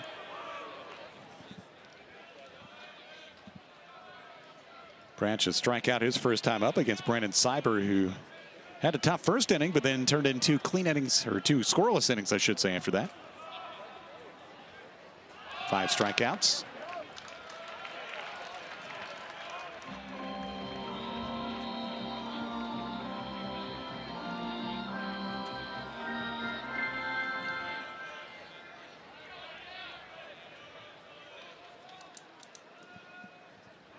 One of the hitters for Oklahoma has been able to get on base. Fly ball foul right side, 1-2. Had a 9-game on base streak come to an end last night when he went 0 for 3. Only home run of the season happened back in that opening weekend down in Arlington when he homered against TCU. He was a all-freshman selection in the SEC last year.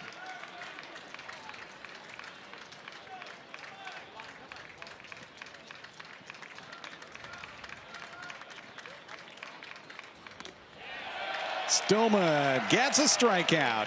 Branch caught looking, 1 out. Yeah, pumped up the velo too, 96. A heck of a spot right here, right on the outside corner.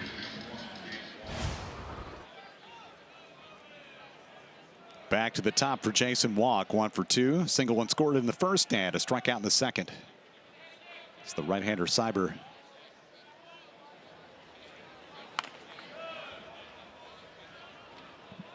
Third year for number 1 at OU. 58 starts last year. He was a top prospect out of the state of Georgia. He's from Ackworth. In there for a strike, 1-1.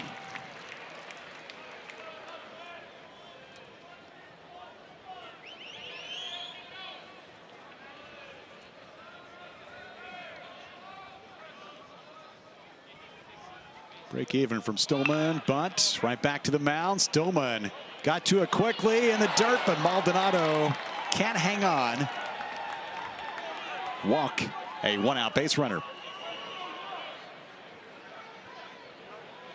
Yeah, smart play there by Walk, just trying to get something going, get a base runner, drops one down, forces Stillman to get off the mound, and he did. I mean, he got off the mound very quickly, just rushed the throw a little bit. I thought Maldonado was going to have his back and pick it, but it was a tough tweener hop right there. So an error allows Walk to reach. And Tim Corbin out for a word with plate umpire Angel Campos.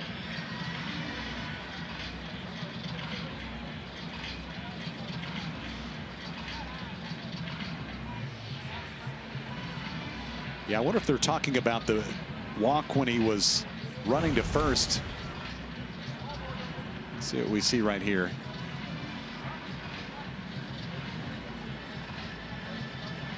Well, I mean, he looked like he was okay. He was basically hugging the line, and he touched the green base, which was what you're supposed to do. Vanderbilt is challenging the call that there was no runners lane interference on the play. This play is under review.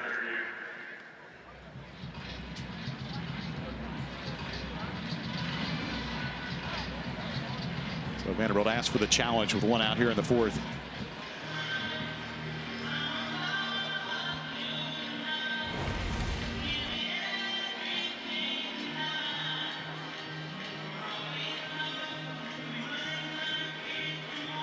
Yeah, I don't know. I don't. It's almost like he might have peeled off at the last second, but yeah. I don't know if there's enough there. I think it probably did spook Maldonado because, I mean, he's like right in the line trying to catch the ball.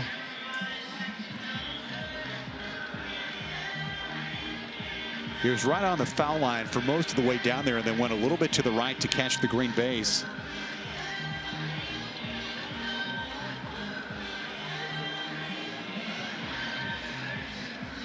But also with the angle of the throw, I don't know that it made a lot of difference on that part of the play. Yeah, it wasn't like it was a throw from Reynolds, the catcher.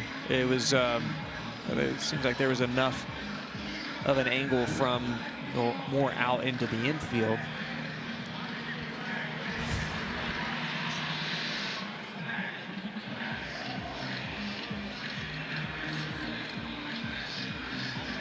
Well, we've seen the play a couple times. We'll see what they come back with.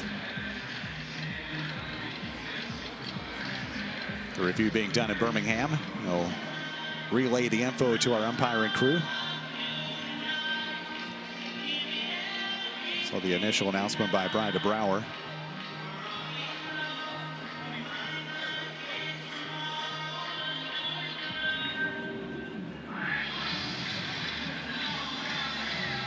Really taking a look at this. Yeah, it's taking a minute. All right. After review, there is no runner's lane violation. The runner's safe at first base. Vanderbilt loses their challenge. They have 1 remaining.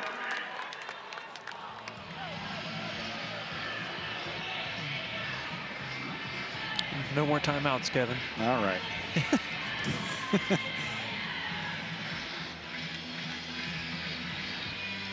Well, Vanderbilt loses a challenge here, and Jackson Willett steps in with 1 out and a man at first. Double for Willets in the first and caught looking in the second against Cyber. Stillman goes right back to work and throws a strike. I feel like you could put more on the line for the challenge, like you lose an out or something like that. You get an extra base runner at it. Yeah. Liner left field. Willets has his second hit. Walk turns on the Jets, trying to go first to third. He's safe, and Willett walks into second. Oklahoma mounting a threat here in the fourth, 2 in scoring position with 1 out. It's a heads-up base running there from Willets. And Holcomb thought he could get Walk at third base. But in the return, you lose that double play option by keeping Willets there at first base. Well, getting to the power spots in the batting order. Here's Gamble. 0 for 1 with a walk and a run scored. Homered 5 times, driven in 23, batting average .326. 3 hits last night, including a couple doubles and a run knocked in. Spot here to try to get Oklahoma a little bit closer. Can cut that deficit in half. Vandy in front 9-5 here in the fourth.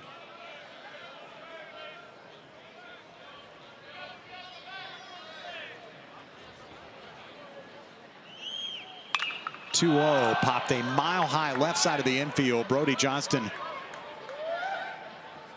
makes the catch. I think he lost it initially. Yeah,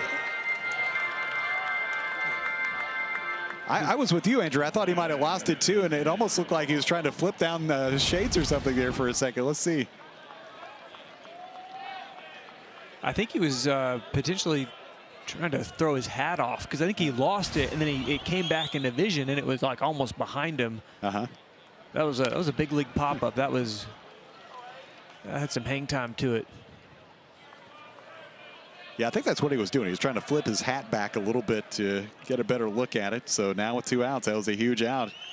Here's Brock, the cleanup man. Got an RBI on a fielder's choice and scored a run back in the first.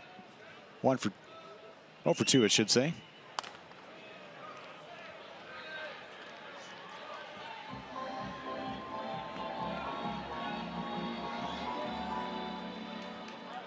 He's trying to chip away at the Vanderbilt lead. Big spot here for Oklahoma in the fourth with 2 on base. The freshman Stillman delivers a fastball for a strike.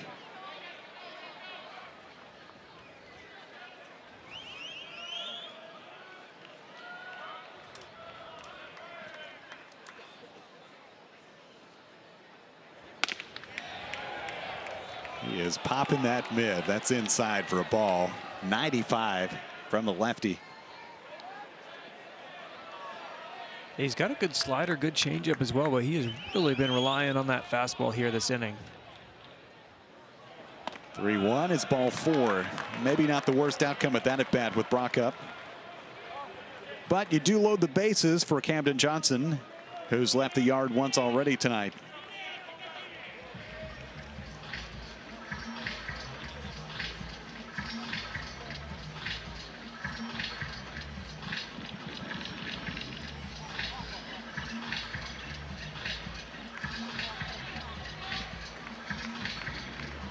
Go back to the first inning. Johnson hit a 3-run homer out of here to right field. 1 for 2 was robbed of a hit by Rigdon in the third.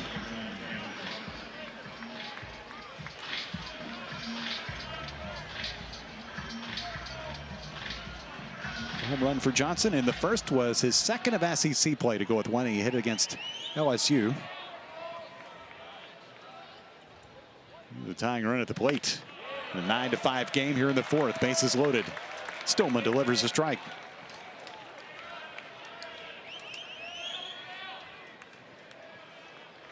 Walk at third, Will at second, and Brock at first.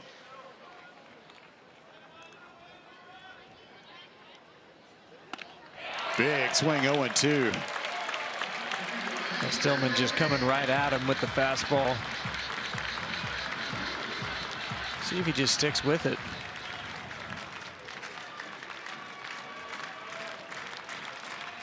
Hawkins Field crowd trying to encourage the freshman lefty. The 0-2 pitch. He got him. He fans Camden Johnson. Nope, it's a foul tip. Foul tip. Come back and do it again. I thought so too. I thought he got him, but yeah. Foul tip, and Reynolds just couldn't hang on.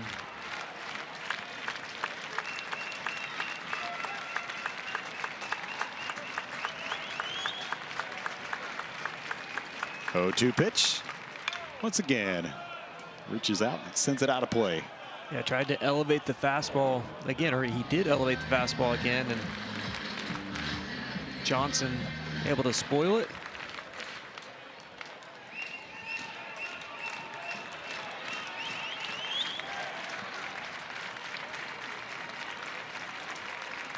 Oh, 2 left on left outside. A ball and 2 strikes. Yeah, because Johnson had was right on the fastball.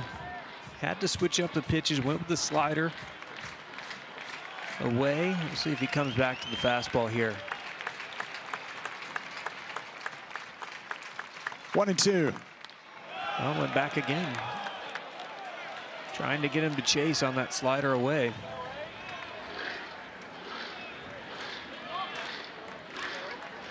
The pitch covers a lot of ground, Kevin. It sure does. A big sweeping slider. Now a 2-2, a 3 on base to the screen. Nice little battle we've got here between Stillman and Johnson. And a big spot here too. Bases loaded. You think if Johnson can put the ball in play, at least 2 will score and cut that lead in half. Stillman just trying to sit him down, keep that lead at 4. And now Brody Johnston calls time, and we'll go over and have a quick word with Stillman for a 2-2 pitch.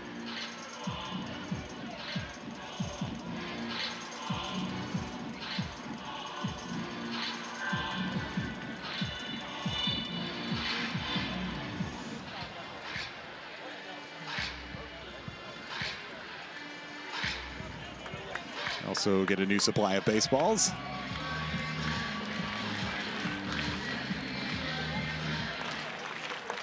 Johnson back in. Stillman on 2-2. Full count.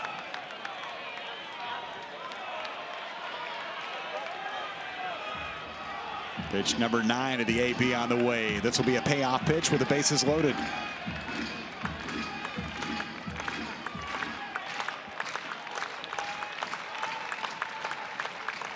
3-2. Long drive, right field, and this game is tied. Wow. Camden Johnson, his second home run of the night, is a grand slam to even this game at 9. And Stillman knew it right as it left his fingers, too. It was a heck of a swing. A no-doubter out of here to right field. 2 home runs, 7 RBIs for number 9, and we're only in the 4th inning. Goodness. Crushes it off the screen in right field. And he doesn't get that pitch if he doesn't have the at-bat that he did. I mean, he was able to not chase those sliders out of the zone. He saw a number of fastballs in that exact same spot. He fouled off a lot of them. And yeah, there wasn't anywhere to put him. Bases were loaded, and Stillman executed a fastball. But man, Johnson, heck of a swing. Second home run here tonight for him. Dayton LaChance, 1 for 2. And you think about the little things in that at bat, that foul tip on the 0-2 pitch. Yeah. So close to being strike 3. But a great at bat by Johnson to work the count full and hit a second home run.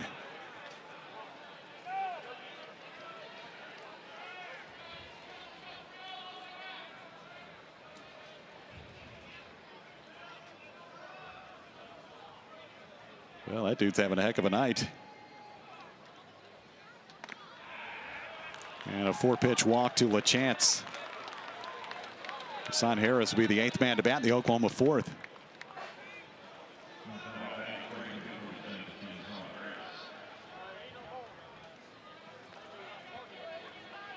I wasn't sure 9 runs were going to win this game anyway. Oh, no shot. No. The way it had been going. Although it's settled down a little bit since the first inning. Just tuning in, a 48-minute first inning that had 85 pitches and 13 runs between the two teams. Let's see, where are we now? We're at 196 pitches on the night.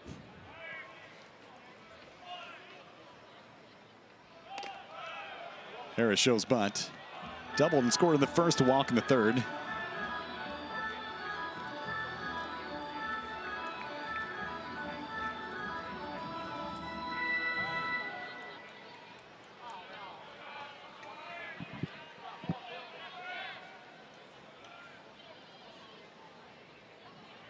Stillman just trying to get the third out. 2 balls, no strikes. Or was that a strike? Yep, 1-1.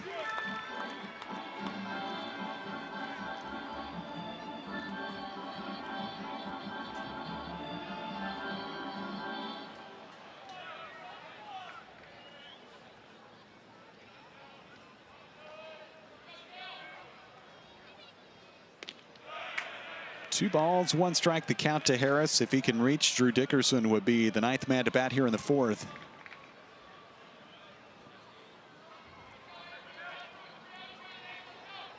Game almost 2 hours old. Top half of inning number 4. Game 2, SEC battles. Now it's 3-1.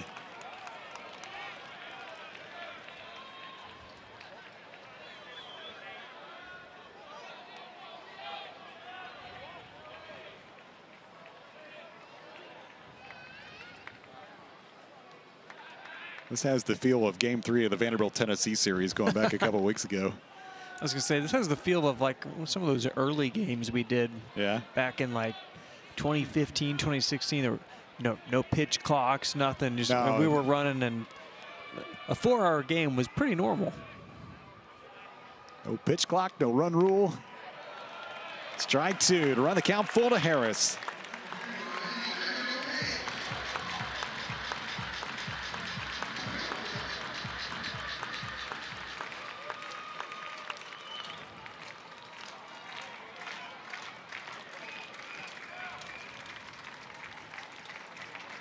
Stillman, 3-2 pitch. Wins the battle this time. He fans Harris to retire the side, but damage done for the Sooners. 4 runs, 2 hits, 1 error, 1 man left. The big swing. Camden Johnson Gone yard twice, driven in 7, a grand slam to tie this game at 9. Bottom 4.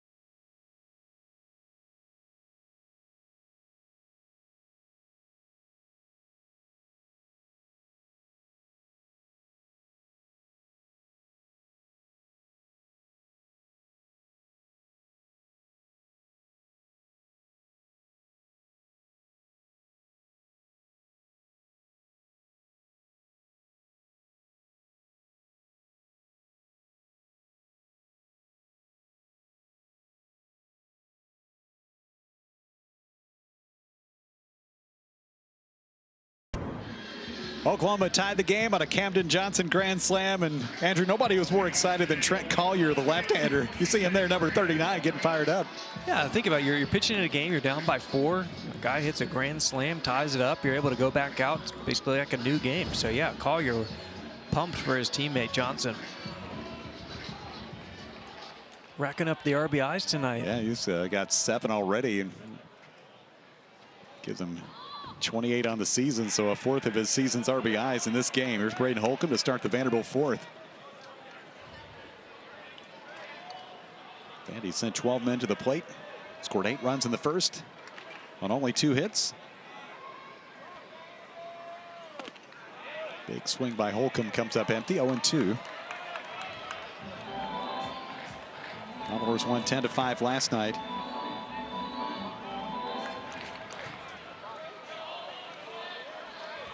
Game that was low scoring for most of the way and then got rolling later on. It's coming back. This is another high pop up on the infield. LaChance, the first baseman, gives way to the second baseman, Branch. He makes the catch, 1 out.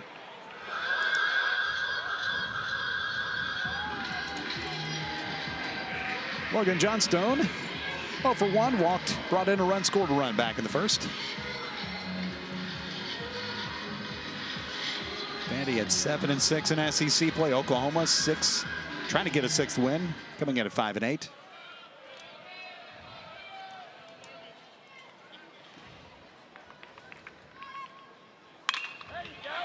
Past the first baseman, and Johnstone has his first hit of the night. Digging for 2, and he is there with a 1-out double.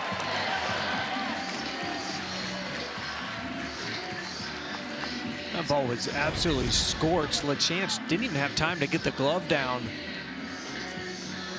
And I will say also on this turf, that ball scoots pretty quickly on you in the infield.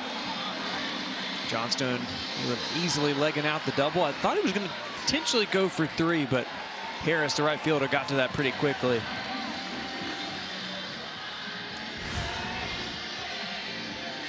The fence also a little bit closer in right field this year. Maybe last year that is a triple for Johnstone. Here's Chris Maldonado. Go ahead run and scoring position with 1 out. 2 walks from Aldo tonight. The first one brought in a run in that 8-run first, and he later scored.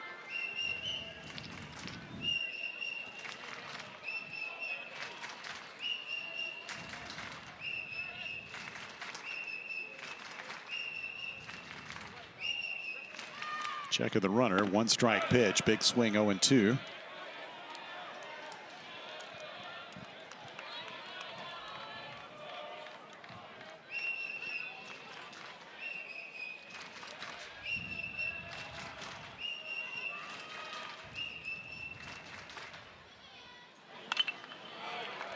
Straight back this way. Stays an 0-2 count to the Vanderbilt first baseman. Battled injuries for a couple seasons, but through a pretty big chunk of this season has been the regular first baseman.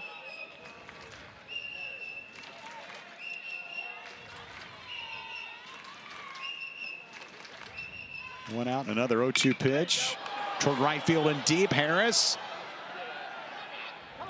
hauls it in. Tagging from second, Johnstone moves up 90 feet. Maldonado is out number 2. Yeah, Kevin, off the bat, I thought that might have had a chance, but it almost like it just died out there. And this is one of the rare games this season where there's really no wind either way. It feels like a lot of the games that we've seen in this park this season, the wind's been blowing out to left.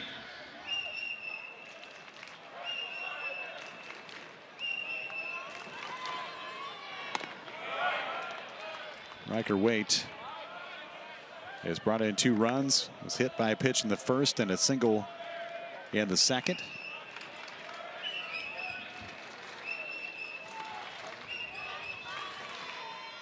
Go ahead run, 90 feet away down at third base, strike 1.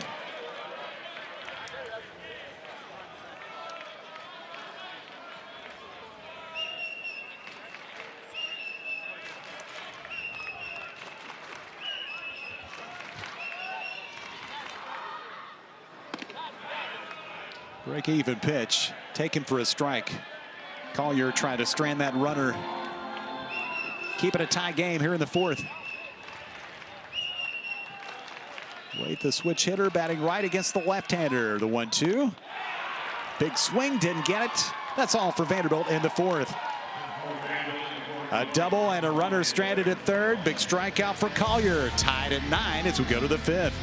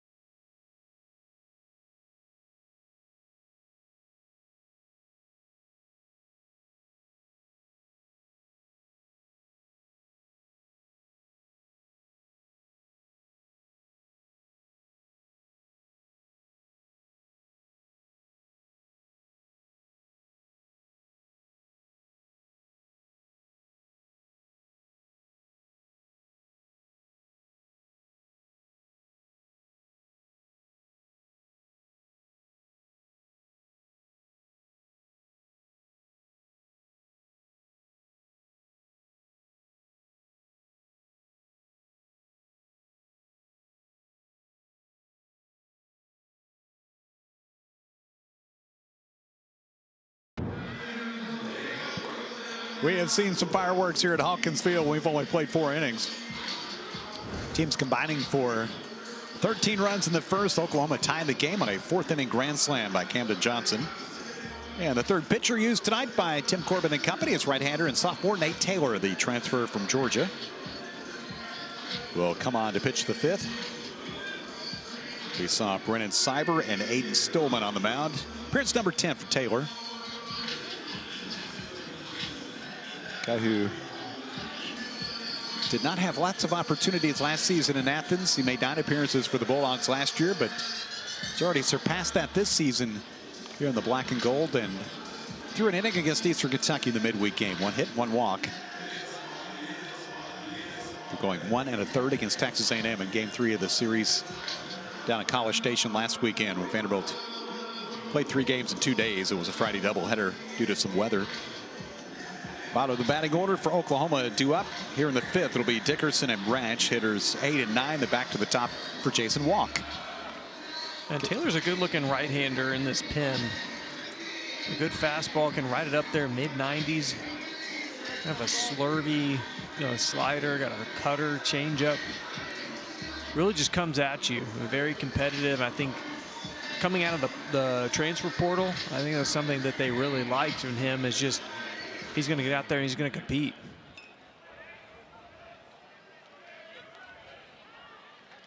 Dickerson 1 for 2. RBI single in the first to fly out to center in the 3rd.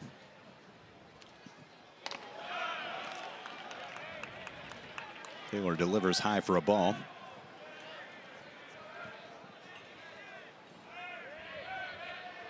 Dickerson's been in and out of the lineup. Tonight's his 16th start, but has really swung the bat well. You saw that good batting average. 2 home runs and now 16 RBIs. I was watching him during batting practice, and he hit one up by the air conditioning unit on Memorial Gym. So plenty of power. And a big swing to make it 1-2. That sentence just brings so much joy to me. It really does. The air conditioning at Memorial. Yeah. To be correct, it's an air cooling unit. I think yeah. it's what it's called. Maybe not officially an air conditioning unit, but it works well in the summertime. It works. Yeah. 2-2 the count. I've never been in there in like July or August and actually felt a little bit of a chill. I may need some long sleeves. 2-2, swing and a miss. Taylor dials up the heater to Van Dickerson and begin the 5th in a good way. Yeah, went with the elevated fastball. As a hitter, it looks really good come out of the hands. Just so hard to lay off that. You see 8 Ks on the night for Vandy pitching. Kyle Wrench has 2 of them. Swinging in the 1st, looking in the 4th. Big bouncer toward Waite. Comes to get it and throws out Branch. 2 outs.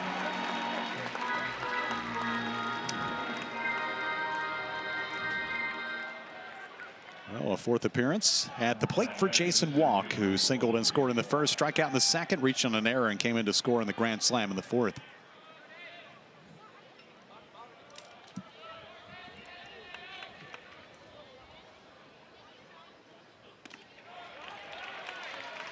Vanderbilt pitching has recorded 1 3-up, 3-down inning. That was the 2nd when Brennan Cyber struck out the side against the top of the order.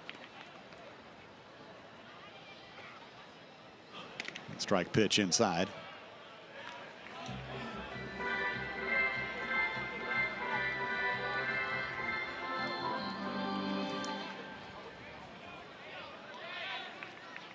That crazy Kyle in the house on the keys down below us. Big rip, 1-2. I kind of love the mid or in between pitch organ. Be back at Bridgestone tomorrow. They finally play a home game, the Predators do. Bouncer right side. Maldonado with the flip. It's close. And out at first. Taylor got there just in time. 3-up, 3-down. 3-1 on the putout. Halfway done in game 2, a 9-9 game. Vanderbilt and Oklahoma. Got to get off the mound with that ball to the right side. Right there. Close play. Out. Game tied.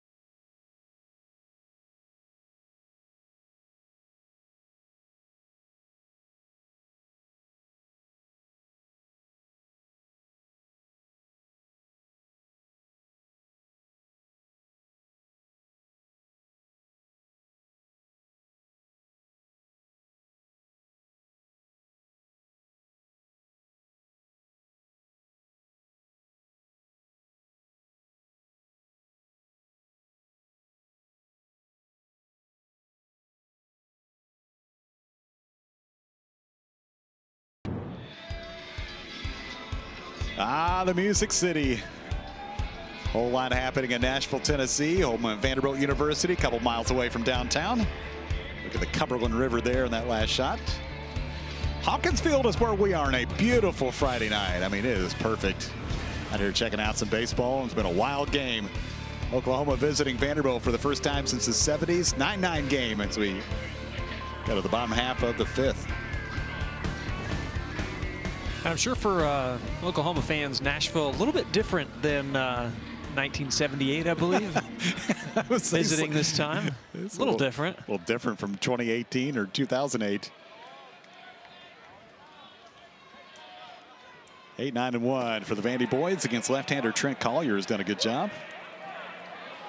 I know Nashville looks different, but I mean, man, this field. Oh yeah, the whole looks place totally does different for sure.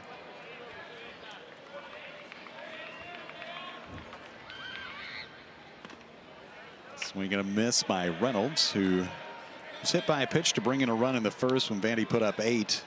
Most of them on walks and hit batsmen. Also struck out in the second, 0 for 1.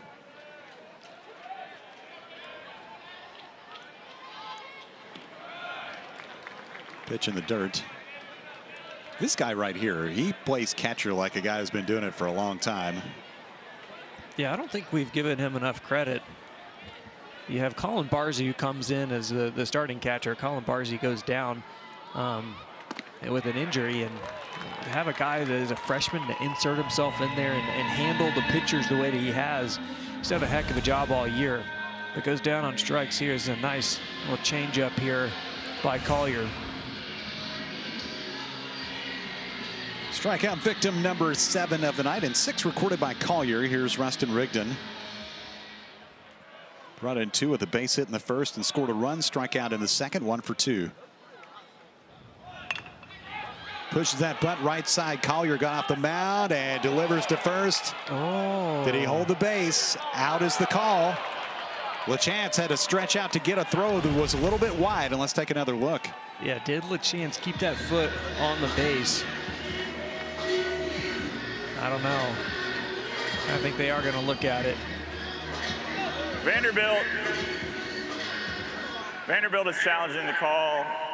The runner is out at first base. This play is under review. That is really close as to whether LaChance kept his toe on the base. I mean, he might have kept like a cleat on the base, like the end, the very tip of the cleat on the base. But I mean, a heck of a job by LaChance. It's really hard to tell. Right. Yeah, because the bottom of his shoes kind of blend in with the turf there. Yeah, did the toe or one of those metal cleats stay on the bag there, right there? Before the ball was in the back of the glove. Yeah.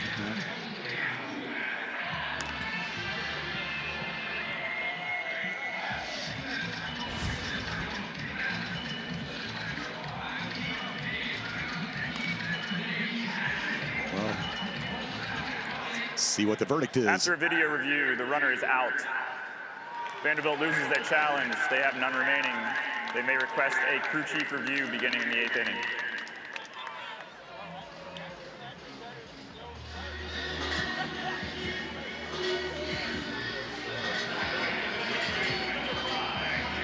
So Vanderbilt out of challenges.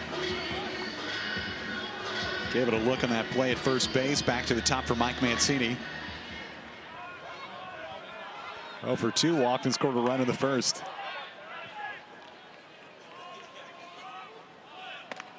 Mancini showing butt, brings in the third baseman Johnson a couple steps.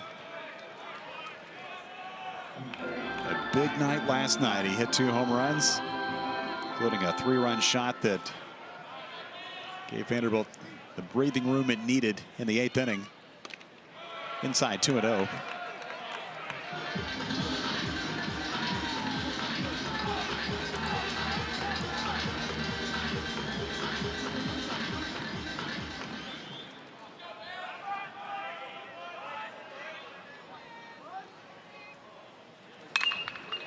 Long drive, left field, down the line, off the bat of Mancini. And a foul ball? I think so.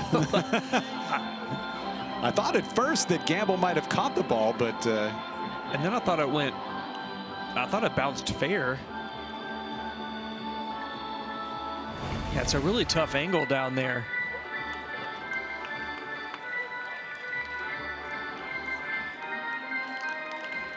Yeah, it hit off the wall foul. There you go. I didn't know it hit off the wall. I thought it hit like off his glove or something. A heck of an effort, though, by Gamble, the left fielder. He kind of corralled the ball in front of him at first. Kind of went out of view and thought he might have had it, but now a 3-1 count. Mancini can reach. Brody Johnston would be next.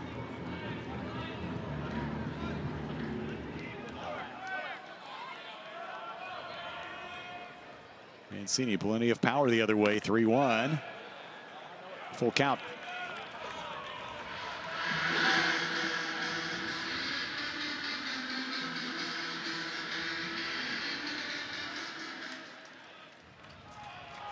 Collier getting into some uncharted territory. 58 pitches, most of the season. Mancini fights off a 3-2 pitch. Fastball, low 90s.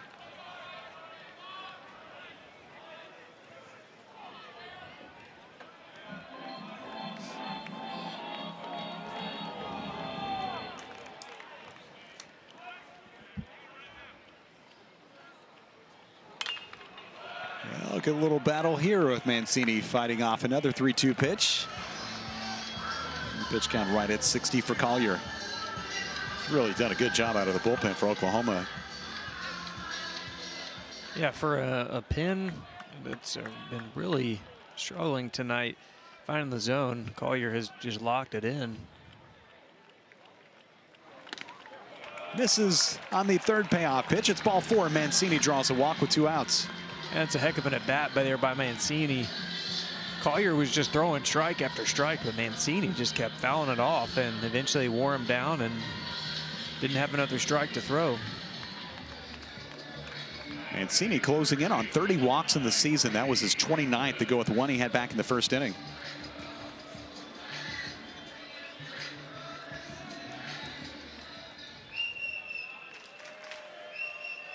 Brody Johnston gets an AB with a man on base.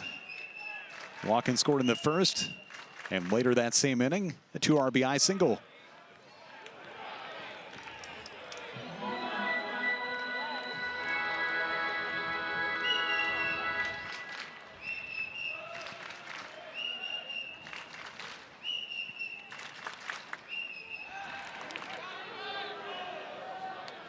Mancini got a decent lead, draws a throw.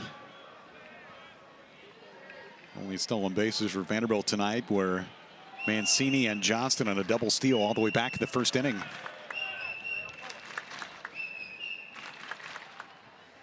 He had Mancini diving back to the base as he made the pitch to the plate.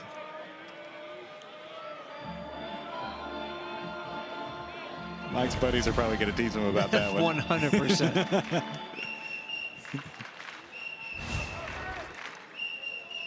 It happens. I mean, you might see something, makes them think you're coming over there. And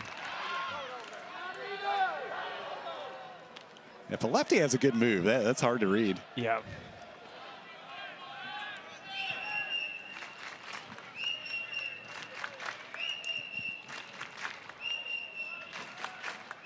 This might be the biggest lead Mancini has had. He is going. The pitch in the air, short left field. The shortstop, Willits, makes the catch. Vandy is done in the 5th. Man left for the Commodores, Trent Collier, the lefty for Oklahoma, has done a terrific job. Tied at 9 after 5.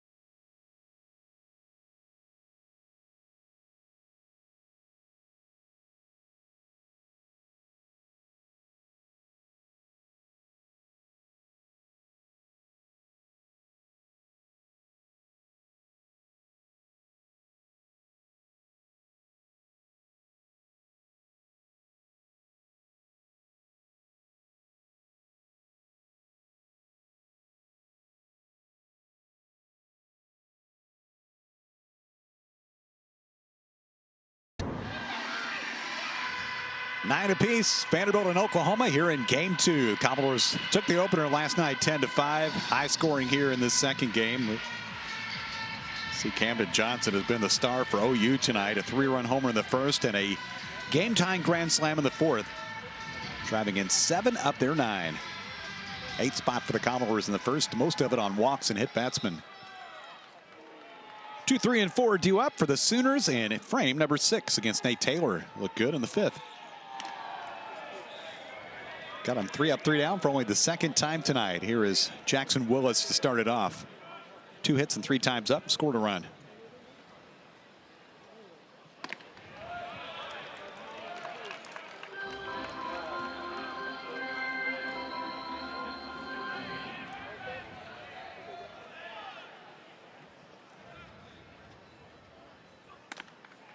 Pitch is outside.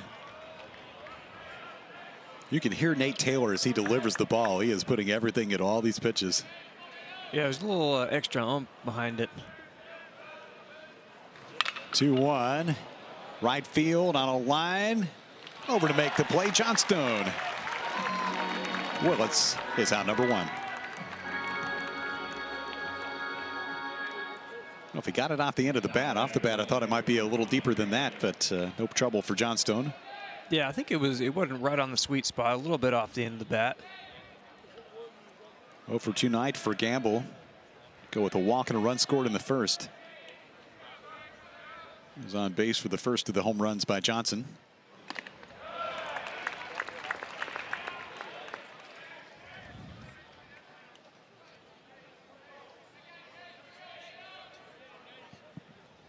Senior from Utah.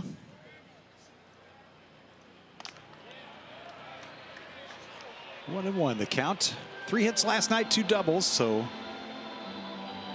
looking for his 4th hit of the series. Got 4th in the SEC and on base percentage entering tonight's play. 5-11. And will have his first knock of the evening as he sends it over shortstop. Big turn at first and hangs on. 1 out single for Gamble here in the 6th.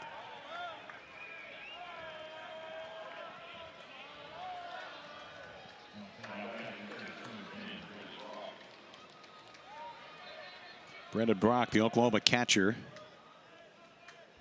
0 for 2 with a walk and a run scored. 2 runs scored, as a matter of fact.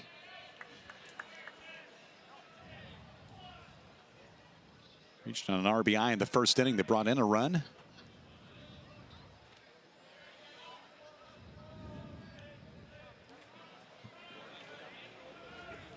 Like so many guys transferring in from other places, Brock from Southwestern Illinois Community College, where he's a JUCO All-American. Like a cutter there from Taylor that stays upstairs.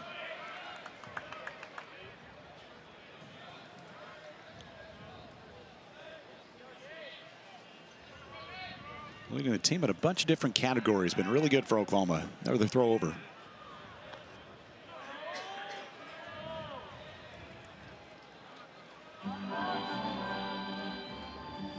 Yeah, something you don't really think about, but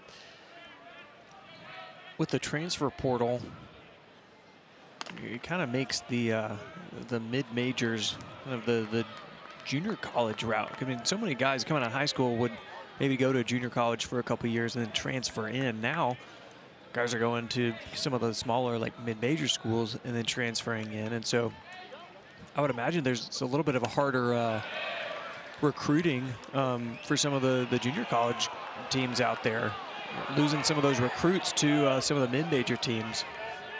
Yeah, guys who might have been able to get normally. They appealed to first, and first base umpire Brian DeBrouwer said he held up, so now the count's 3-0.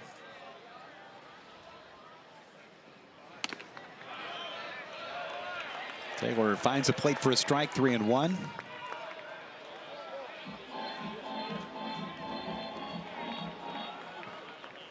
It's just interesting in doing prep for these games is how few players have been there for, say, 3 seasons or 4 years, anything like that. Gets past the catcher Reynolds. It was ball 4 anyway. Runners at first and second as Gamble moves up 90 feet and Brock draws a walk.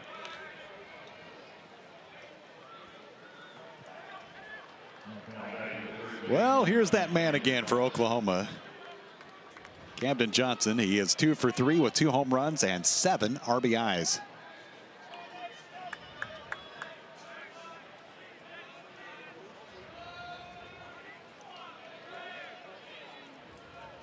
Three-run shot in the first. Tied the game in the fourth. Hits it hard through the whole right side, and he will have maybe an 8th RBI, but they hold up the runner at third. He does have his 3rd hit. They keep Johnson in the yard, but the bases are loaded. Man, he is seeing the ball so well. That looked like a changeup, just a little bit elevated. Nice piece of hitting there by Johnson. 3 hits off 3 different pitchers, and would have had a 4th hit if not for a great play by Rigdon in center field in the 3rd inning. Big time threat for Oklahoma, trying to take the lead for the 2nd time tonight here in the 6th inning. They led 5-0 the top half of the first before Vanderbilt put up an 8 spot. They came back to tie on the grand slam in the 4th. A chance, 1 out of 2. Base hit and a walk.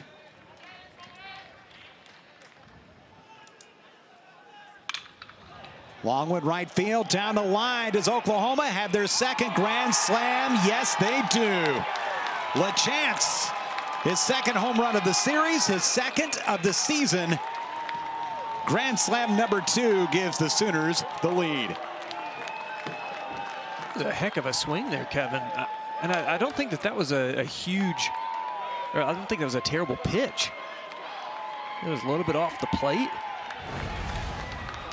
Take a look. Yeah, I mean, that was like an inch or 2 off the plate. Just reaches out. Good extension through the ball. And man, big grand slam there by Oklahoma. And a big rip by Desan Harris, who's 1 out of 2 with a double. Go with a walk. Dayton LaChance had himself a good trip to Nashville. Hit a 2-run homer last night. Now a grand slam. Make it 13-9. Sooners in front. A team that's not really been known for the long ball this season, but they've hit 3 tonight.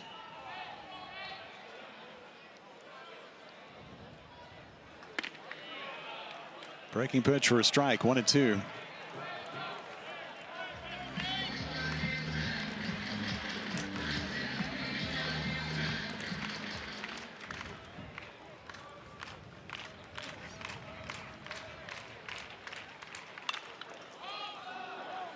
Popped up. Mancini back a couple steps to make the catch as he jammed Harris. 2 outs.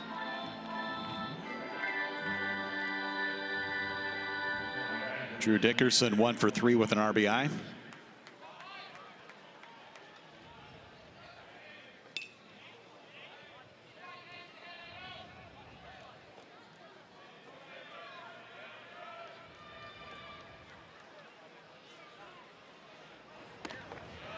First pitch, breaking pitch in there for a strike to Dickerson. Sophomore from Lee Summit, Missouri. 16 RBIs with the 1 he knocked in.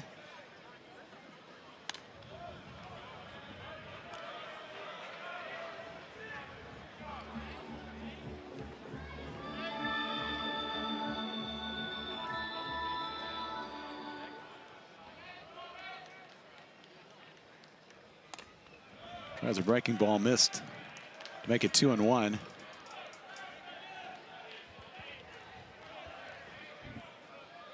Oklahoma offense started off the season red hot. They had 7 straight games scoring double-figure runs. Big swing.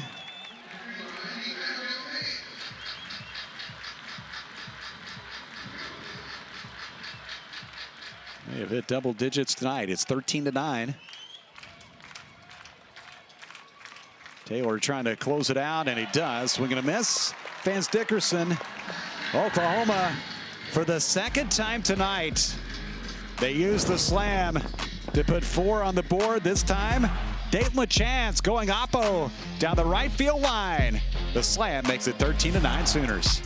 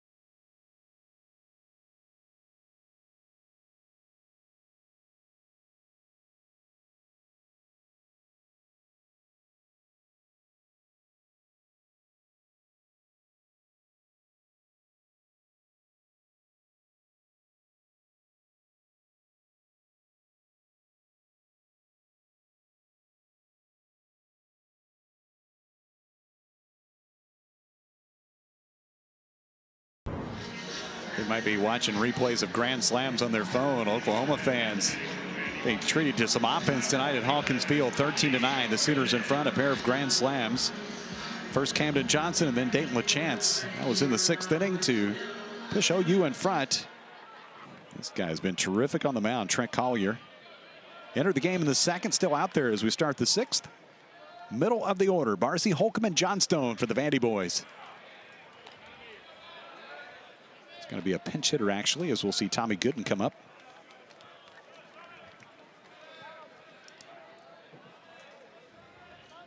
Plenty of power for this guy. He had Vanderbilt's most memorable grand slam of 2026, and that was the one to beat Tennessee.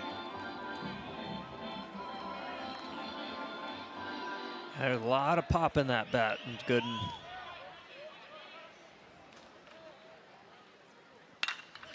There it was. Right field. Oh, can't hang on. Walk almost made a great play. Down on the warning track, and Gooden has a double off the bench for a 2-bagger. This is a great play all the way around. The ball was smoked to right center field. I don't even know how Walk got to this ball. Covers a lot of ground. Heck of an effort. I think it went in the glove, just could not handle it when it grabbed on the ground. Man. Yeah, it almost looked like it was in the palm of his glove and then popped out as he hit the turf. I thought there's no way he's going to get to it. No, I didn't think so either. He covered a lot of ground out there. Sure did. That was a great effort. And this will be the end of the night for Trent Collier. Head coach Skip Johnson has to be thrilled with the way his left-hander came in and just stabilized the game.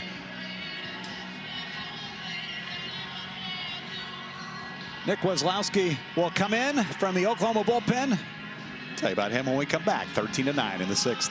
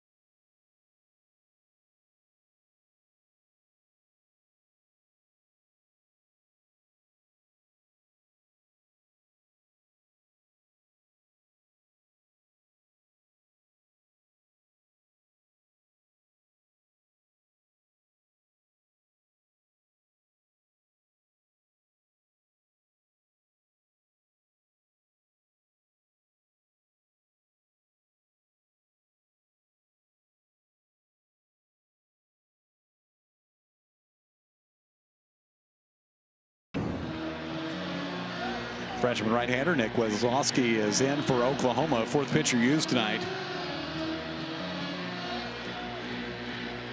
No record 5th appearance. Really effective out of the pen in 6 2/3. After 4 innings of work by Trent Collier.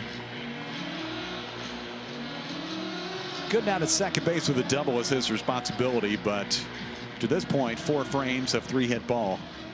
2 walks and a half dozen strikeouts through 67 pitches. That was the season high.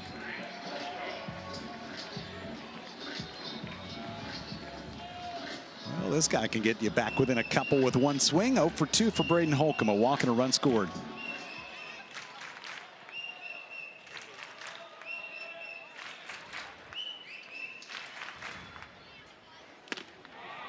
Nice swing. Couldn't get the slider. First delivery here from Weslowski. That's what we're going to see a lot of here with the right-handed Holcomb. A lot of that slider on the outside corner. Does have the fastball. High 80s, low 90s. Yeah, it goes right back to the slider. Well, it feels like it's been a minute since this guy's hit a Hulk smash. Last home run in game 1 of the series against LSU back on March 13th.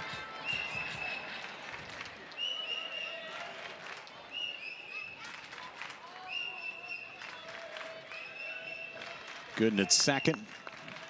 Nobody out. 1-2 to Holcomb. Yeah, Kevin, we're kind of getting to that point in the season where, especially in conference play, there's a lot of data on you. So guys knowing what pitches you can handle, what pitches you can't. Got to find a way to make some adjustments. Long one left field. Holcomb with a Hulk smash to cut that lead in half. It's 13-11. A no-doubter line drive to the bleachers. I think that was just a hanging breaking ball and a heck of a job right there by Braden Holcomb. See 108 off the bat, man. A heck of an approach. Was on time for the fastball, reacted right here to the hanging breaking ball. Perfect timing, perfect extension. Just what the Commodores needed. A little shot in the arm right there. Also, you got to make the play in the outfield, right? Yeah, and in the stands. for I mean, sure. It was right to that guy. I don't care if you got a glove or not. I mean, if it's right to you, you gotta secure that home run ball. Although that one was coming out there pretty fast.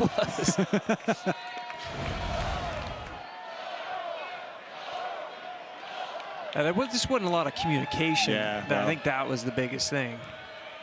And then they start turning on each other. Maybe he was thinking the Oklahoma guy might have thrown it back. Ball and a strike here to Logan Johnstone.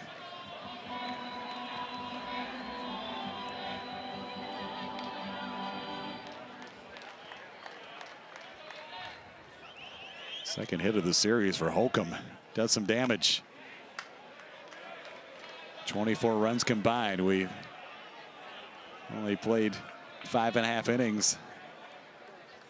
Double by Gooden off the bench, and then Holcomb with a 2-run bomb.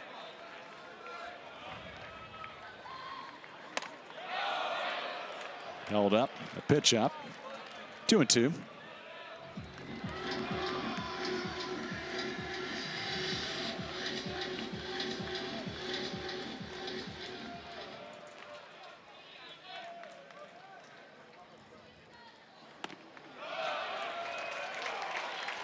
Full count to Johnstone. Still nobody out here in the 6th inning.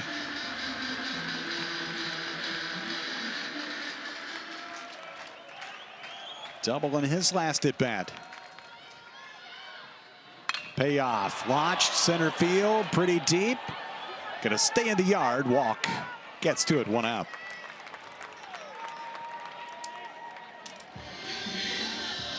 Johnstone out on a fly ball. Here's Chris Maldonado. 0 for 1, 2 walks and a run scored. Also an RBI on a bases loaded walk. Well, so if you just listen to the contact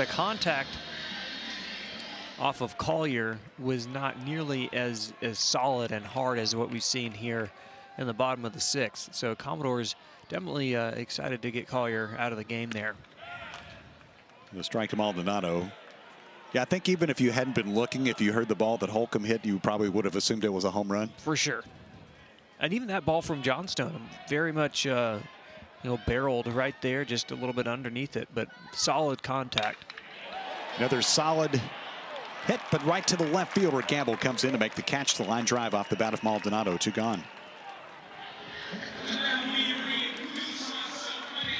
And Maldonado seeing the ball really well, really good at bats, every single one tonight. That's what his teammates are telling him as he goes back to the dugout. Hit it hard. Right at the left fielder. Here's Riker Waite. He has 1 out of 2, has 2 RBIs and a run scored.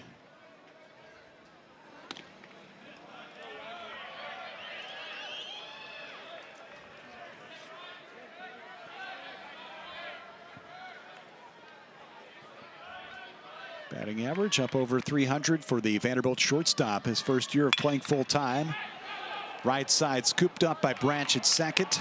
Delivers to first to retire the side. But Vanderbilt puts 2 on the board to cut the lead in half for Oklahoma. Braden Holcomb. Give him a dozen home runs on the season. Line shot to the bleachers in left center. It's 13-11.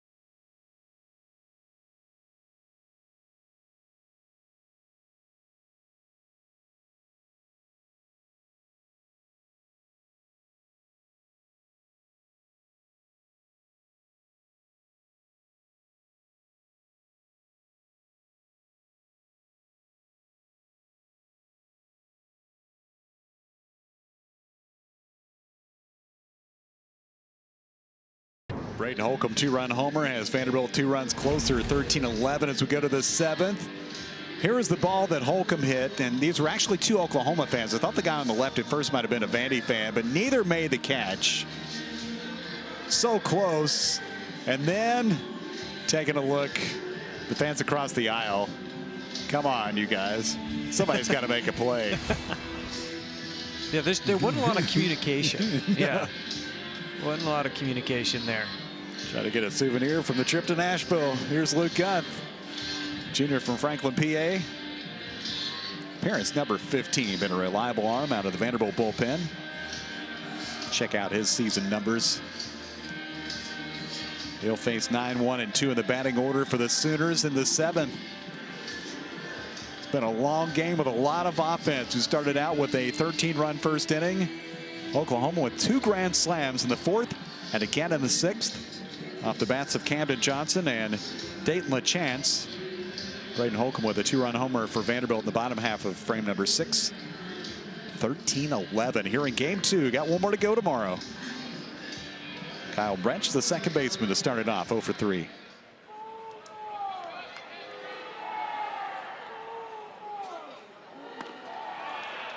I'm going to give those guys a little bit of a pass because that was a rocket that Holcomb hit, and it wasn't quite it was more of a line drive. It wasn't like a pop fly. Yeah, you know, if it had just like dropped into their lap and, you know. Quick, that was a quick turnaround. I mean, it didn't just like splash down like the Artemis capsule or anything like that.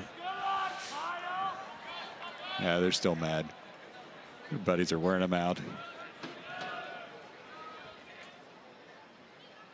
The guys on TV were giving you a hard time. Pitch inside, 2-1.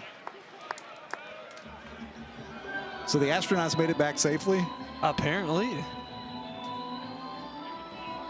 284 pitches and counting. Let's play here in the 7th.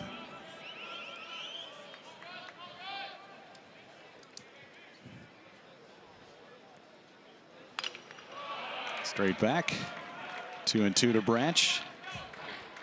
Branch, Walk, and Willits coming up. And Kevin, you bring up a good point about, you know, got the finale tomorrow. As this game gets going longer, it's a quick turnaround for tomorrow with the 1 o'clock start. It is served foul right side. And so even though the Commodores won last night, if Oklahoma can take this game, they have a ton of momentum going into tomorrow. Similar with Vandy, if you can take this game, you already take the series, you have the opportunity to sweep tomorrow. So this game, the longer it goes, the more important it becomes just to grab that momentum for that game tomorrow, because it'll be a little groggy tomorrow. After there's a lot of pitches were thrown tonight. There's a lot of emotion tonight. There's just a lot of energy expounded tonight. You know, we're talking about that Tennessee series a couple weeks ago, and granted it was a day game, the Saturday game too, but that 16-inning game, it just felt like, you know, how that game goes really affects how you feel about the next game. Fly ball to right for Johnstone. Over a couple steps to make the catch. Branch is 0 for 4. You play 16 innings and you expend all that energy and you don't come out on the winning end, then you have to turn it around and play again the next day. And on the other hand, like you said, if you win that game, then you have a chance for a sweep and you feel completely different about it. On the top of the order, Jason Walk. Scored 2 runs. Had a base hit in the first, reached on an error and scored in the 4th.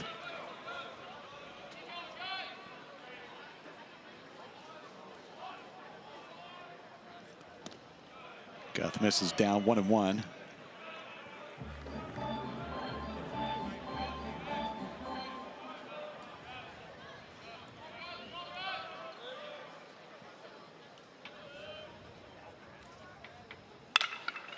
Right side, Mancini. Throw right on target, 2 outs.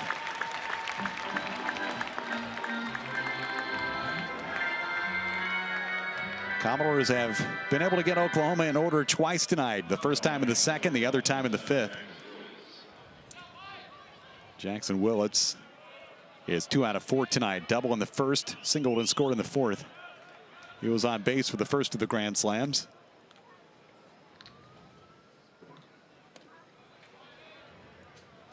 So 1 o'clock tomorrow. You and I get here, what, 12:45 or so? No, I'd be pushing it. 12:50. Okay. Yeah.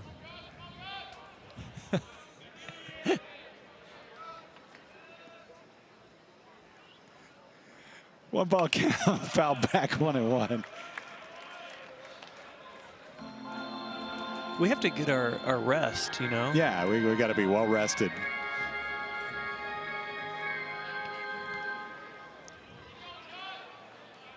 Nah, it's fun to get out here early, watch the BP, see what's going on. 1-1. Goff drops in the breaking pitch for strike 2.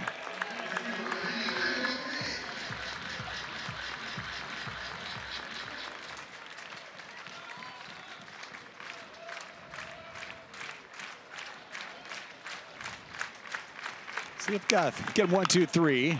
Rolled over right side. Goff off the mound. Maldonado, the long toss in time. Good play on both ends. 3-1 on the putout. Goff gets him 1-2-3. There's a control room. Hardworking SEC Network crew. They're staying overnight. 13-11 at the stretch.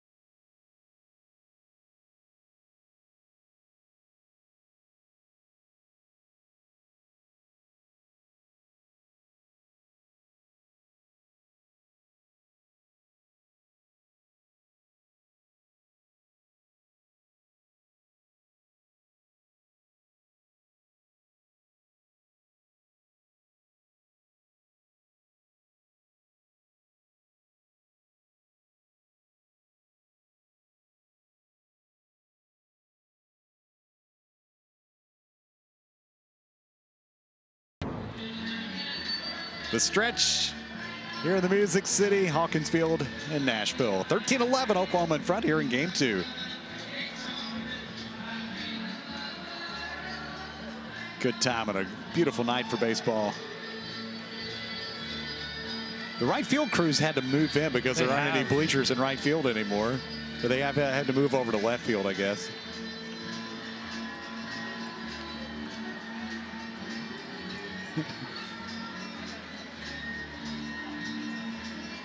Kind of miss the bleachers in right field, but it's going to be awesome when it's done out there doing the work. They'll definitely change the kind of the look of Hawkins Field. Very much used to seeing the bleachers and then a big view of the engineering building in right field, but yeah, definitely be great. Great addition. Jason Bowden is one of the regulars out of the Oklahoma bullpen in to pitch the 7th. 8-9-1 for Vanderbilt coming up. Corbin Reynolds, Rustin Rigdon, then back to the top for Mike Mancini.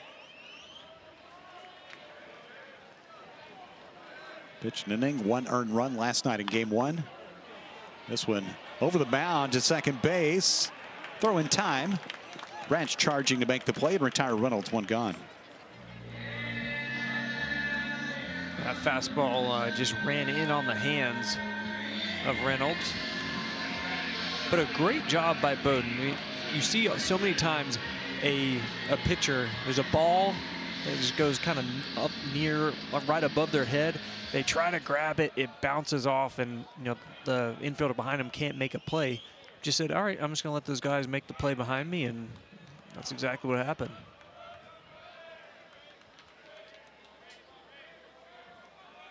Bowden has been such a reliable arm for this team for the last couple years.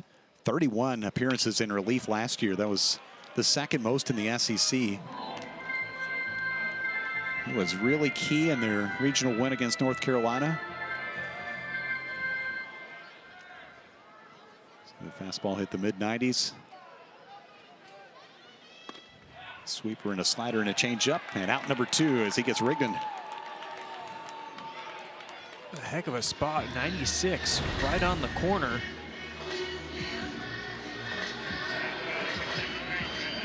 It's got some serious sink to it.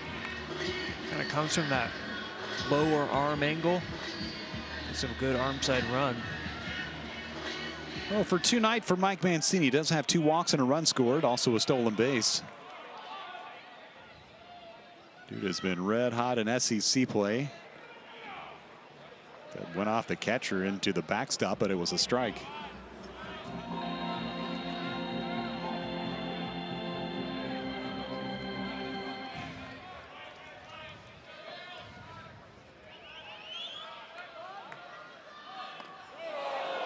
And they're going to give him the first base. So Mancini hit by a pitch with 2 outs.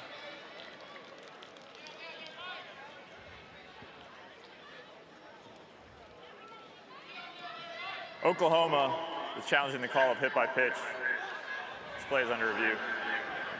All right, so Brian Brower says Oklahoma wants to take a look. Let's see. He squared around a bunt and tried to get out of the way.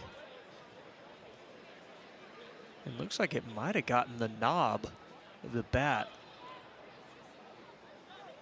Yeah, that's what I was watching for too, and then when the pitch came in.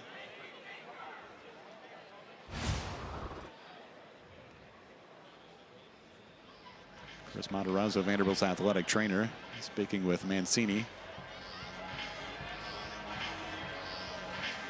I definitely think it got part of the knob, but it hit that wrist as well. And you see the ball change direction.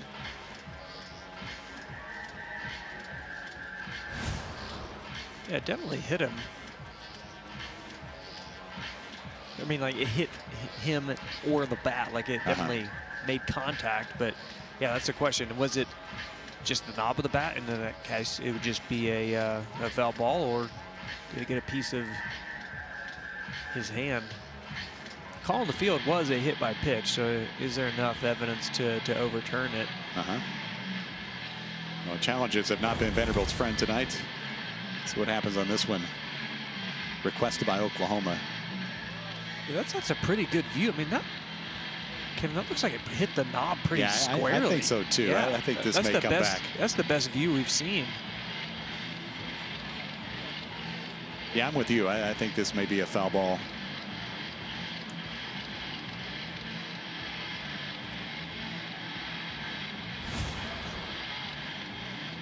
Skip Johnson came out for a moment. Both coaches have been on the field during this review. They are taking a look at it. Taking a while to make a decision here. As they probably should. I mean, this is a big part in the game. After review, it's a foul ball. The count will be 0-2. The batter will remain at bat. Oklahoma retains their challenge. They have 2 remaining. And Andrew, I thought from what we saw, they looked like the right call. Totally. It was hard to see from a couple of the angles, but that last angle, camera angle we saw, looks like it hit the knob pretty squarely, which that's a tough break if you're Mancini, because you square around, that ball's coming right at you, just trying to get out of the way, but somehow hits the knob. 0-2 pitch and a swing and a miss. So that was a big turn as Mancini strikes out to end the 7th. Oklahoma wins a challenge and gets Vanderbilt 1-2-3. We played 7 in Nashville.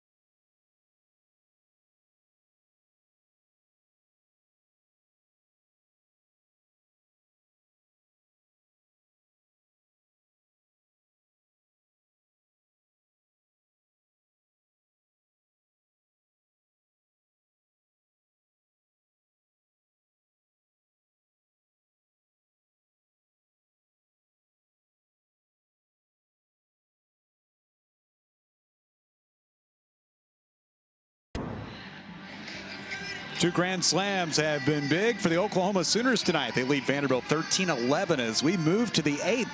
A beautiful night in Nashville on West End. Here on the Vanderbilt campus, Kevin Ingram, Andrew Harris, our producer Doug Stanton, our entire SEC Network crew working hard. It's been a long ball game.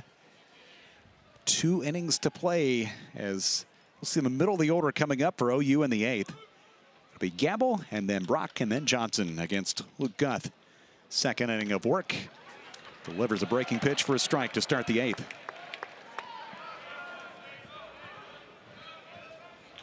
Trey Gamble was on base with a single in the 6th and came in on the grand slam by LaChance.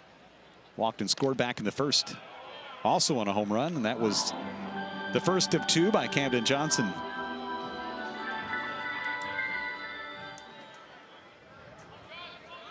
We have seen some offense in this game. We've seen a little bit of everything.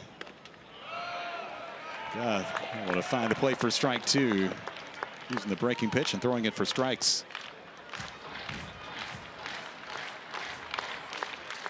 OU put up 5 in the 1st, 3 on a home run. Then Vanderbilt worked walks and hit batsmen and put up 8 to answer. The 2 slams by the Sooners, one in the 4th and another in the 6th.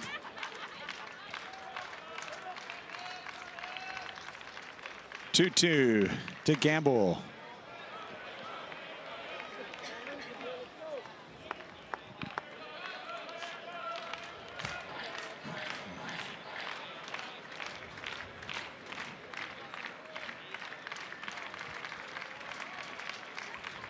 Guth, the payoff. Hit hard and into center field for a single. Second hit of the night for the number 3 man in the batting order for OU. Yeah, Guth went with the changeup, just elevated it a tad bit too much. A nice piece of hitting there by Gamble. Just sticking with it. Heck of a stroke there. Well, this guy's been a tough out throughout the series for Vanderbilt. 2 hits in the opener last night. He's been on base 3 times tonight, although the first time was on a fielder's choice that brought in a run. 2 walks, and he scored 3 times. Brandon Brock, the catcher.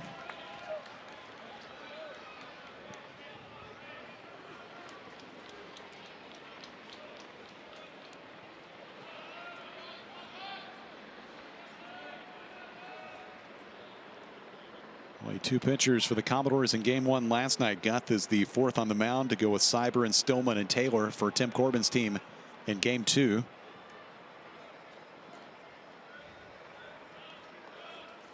Vanderbilt has moved things around a little bit in terms of the weekend rotation for this week.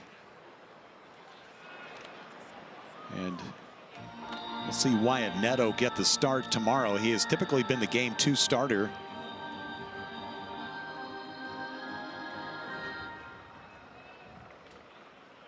Tim Corbin talking earlier this week about how, let's see this first, third out a second. Boy, wow. Corbin Reynolds has been fantastic behind the plate. That makes 10 runners. He has gunned down trying to steal in 2026. He cuts down Gamble. I mean, what's more impressive is that ball was, you know, a couple inches from hitting Brock. He's able to just keep his heartbeat low, grab it in the quick transfer. A heck of a throw there by Reynolds, right in the throwing lane. 1-1 pitch. It's strike 2. There you go. And to do that as a freshman, super impressive. 1-2 from Guth. 2 balls and 2 strikes. I started to say Tim Corbin was talking earlier in the week about game 3 and how they just simply have to find some answers pitching wise with the 3rd game of a series that you don't want to be giving up, you know, 1 or 2 touchdowns on Sunday every week. 2-2 just off the plate, full count. Injuries have played a role in that, especially with the loss of Austin Nye, who had been one of your weekend starters.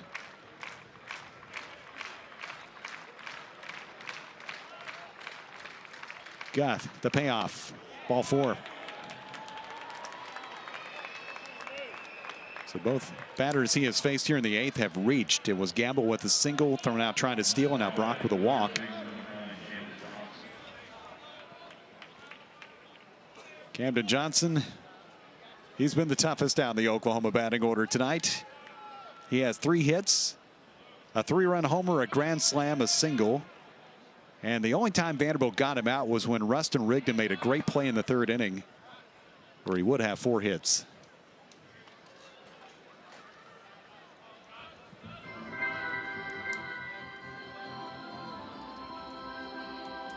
Two of the 5 bombs have come tonight, 7 of the 28 RBIs.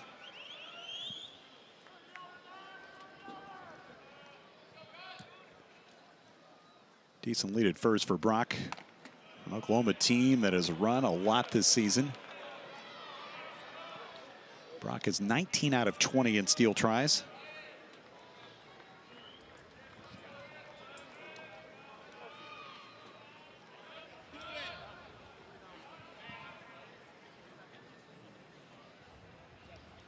Bluff's going. Pitch is a strike, 1-1. So Reynolds has cut down 10 out of 18 this season. That's a pretty nice percentage right there. Over 50%.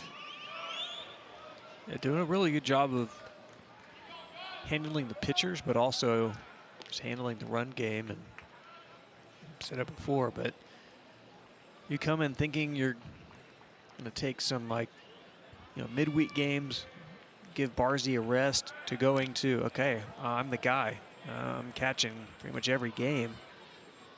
And, man, he's done a heck of a job.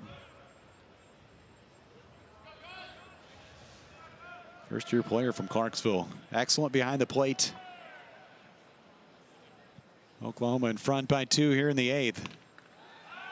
Reynolds comes up throwing right on the bag, but the runner gets back. Paying attention to Brock, who's certainly a threat. You sit here and think, if you're Oklahoma and you've had a lot of success stealing bases, do you test him again?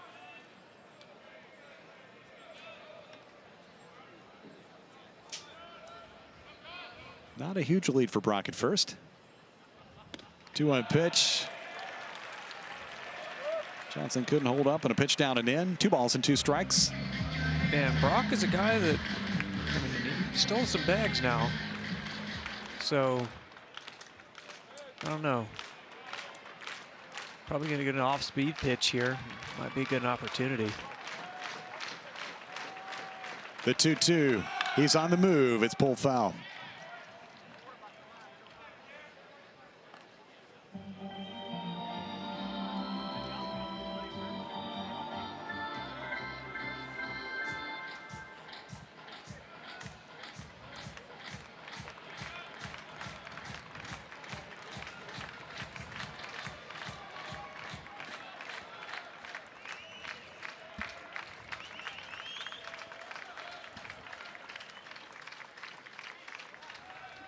Another throw over. It gets by Maldonado.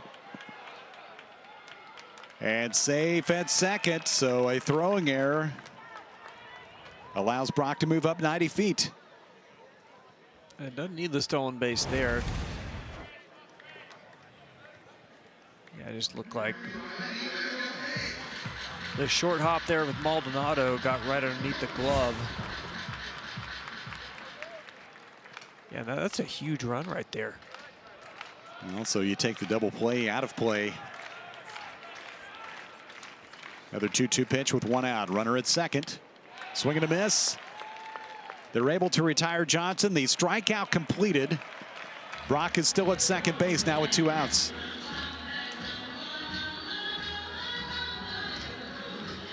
Nice job by Gus coming right after throwing that ball away, going right back at the hitter, concentrating, and getting Johnson for only the 2nd time tonight. That is 10 strikeouts recorded by Vanderbilt pitching, but another big out to get. Dayton LaChance. Both of his home runs have come in this series, including a grand slam that gave the Sooners the lead in the 6th. 2 for 3 tonight with a walk.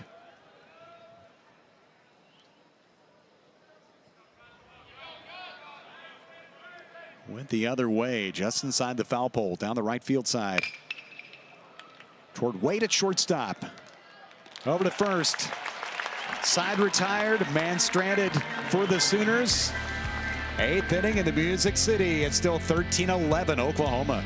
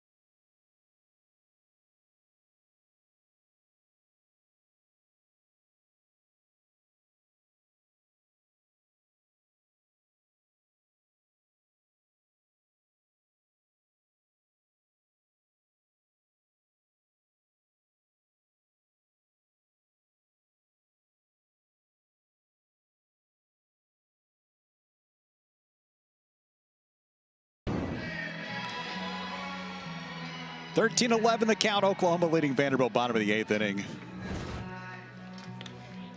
Playing Sweet Caroline here in the eighth. Fans getting into it.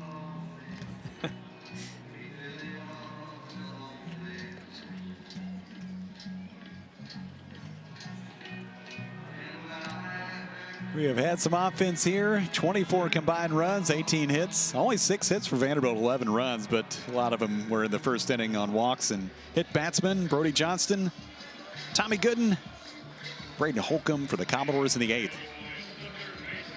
It's right-hander Jason Bowden. Good arm out of the Oklahoma pen. One hit for Johnston tonight. That was a 2-run single in his second at bat in the first inning, or second plate appearance anyway. Walked and scored. 1 out of 3.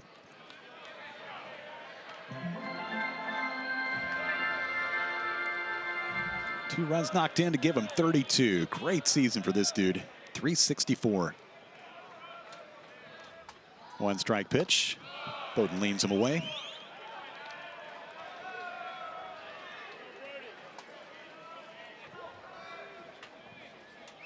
Coming in tonight, SEC play 328 with 2 home runs and 9 RBIs. So now 11 knocked in conference games.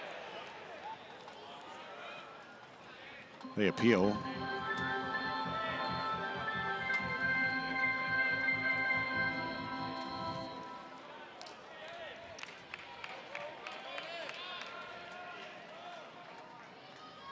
One-two pitch down to third, scooped by Johnson. Takes his time and retires Brody. 1 out.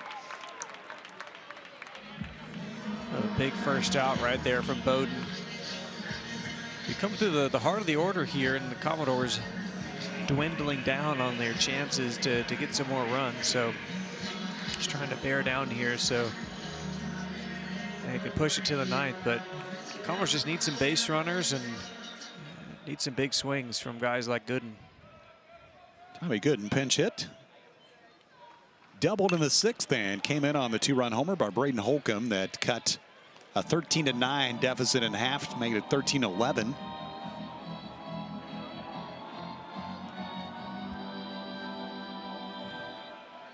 Home runs have been a lot of the story for Vanderbilt here in 2026. The home run by Holcomb was Vanderbilt's 31st in SEC play and 77th overall, trying to better the record of 100 set back in the championship year of 2019. 0-2 the count to Gooden.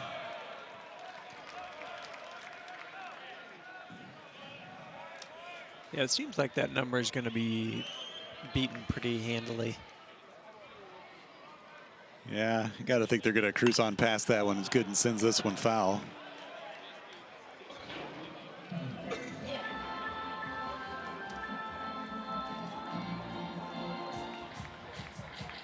'19 Vanderbilt squad, good as it gets. Winning the second national title in Omaha. Pitch downstairs, 2-2. Oklahoma has been to the championship series as recently as 2022. Head coach Skip Johnson.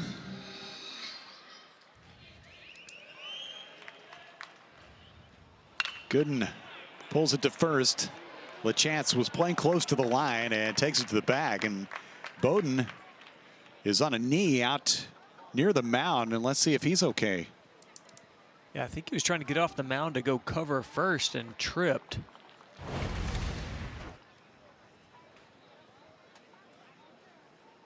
He stumbled a little bit coming off the mound. It looked like the first step that he took with his left foot. I don't know if he made a twist an ankle. We'll take a look here.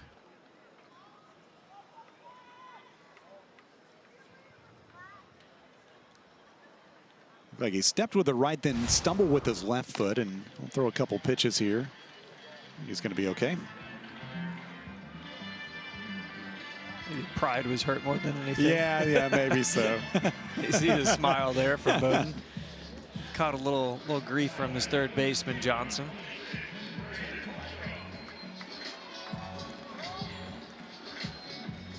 Oklahoma happy to see this guy come to the plate with nobody on base. He hit a laser beam out of here in the 6th inning for a 2-run homer.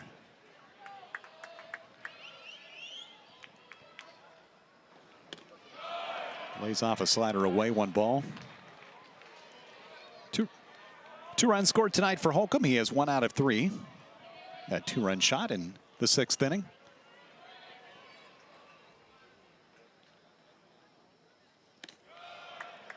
Bowden buries that pitch to make it 2-0. Let's go back 2 innings. Holcomb, a hanger. It ended up about 6 rows deep. OU fans struggled to make the play. Vandy dugout was fired up. And the best parts, the fans across the aisle went to it on replay and checked out the whole thing again.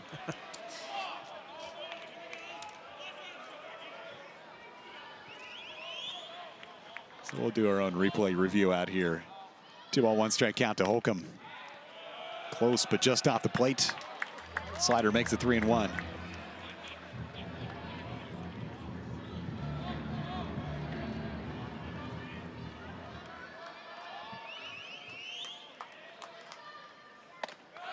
Ball 4. So Vanderbilt will get the tying run to the plate here in the 8th. Holcomb on base for the 3rd time tonight. His 2nd walk. Logan Johnstone 1 for 3, a double in the 4th. Walked, brought in a run, and scored a run in the 1st. Probably 2 of those pitches, Kevin, were pretty borderline. I mean, they were all balls, but easily could have been swung upon. But nice job by Holcomb holding off and getting on base. Fouled off by Johnstone. Bowden doing a really good job of mixing up his pitches. We've seen the fastball jump up there at about 97. We've seen a little cutter action. Seen a good changeup. Seen a curveball. A lot of stuff coming at you. Left side in the air. Johnson in foul territory. It stays in play, and he makes the catch to get Bowden out of any further difficulty here in the 8th. Johnstone pops up. 13-11 as we move to the 9th here in the Music City.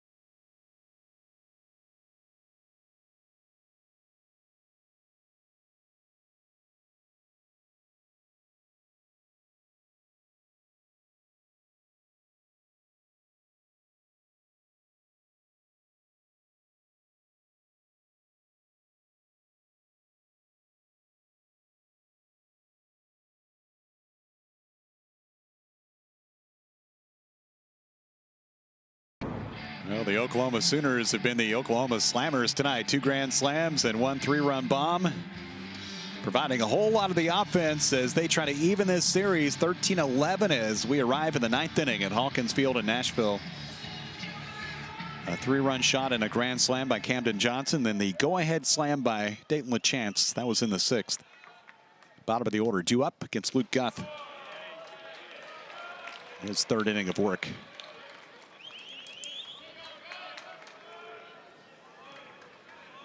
Son Harris getting the start tonight.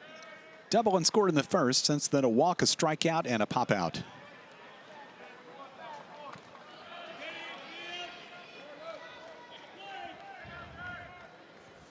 Don't forget, Game 3 coming up tomorrow, 1 o'clock Central Time. We'll be with you.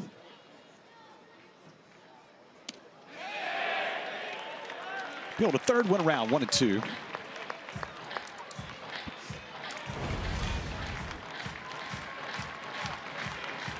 Yep, I got him.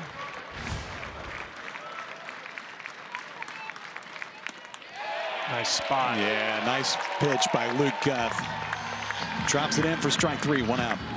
And with the backdoor slider, just whoop, right in the outside corner.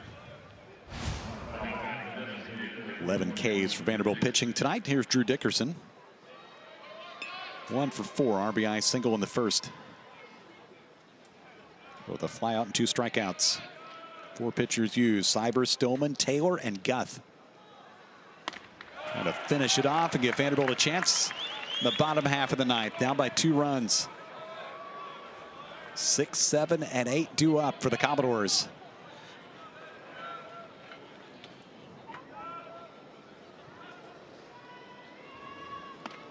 Big swing, comes up empty, 0-2.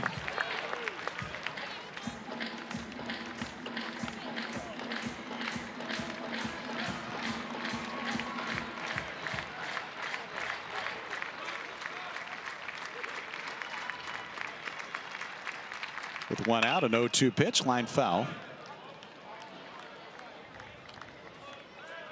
See quite a few crimson-clad Oklahoma fans in the house. Yeah, traveling good.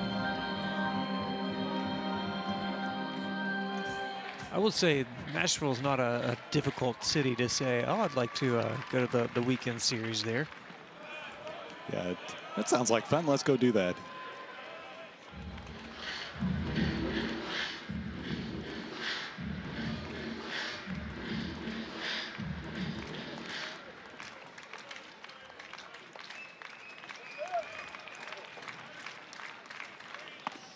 Swing and a miss.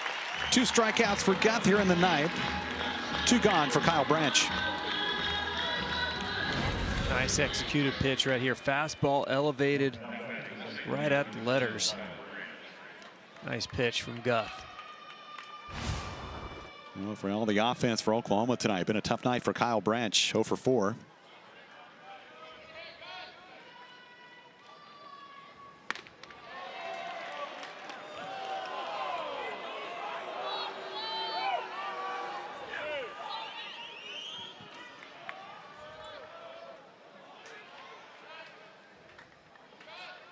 Luke Guth has done a good job of keeping the game where it is. Check swing foul, 1-1.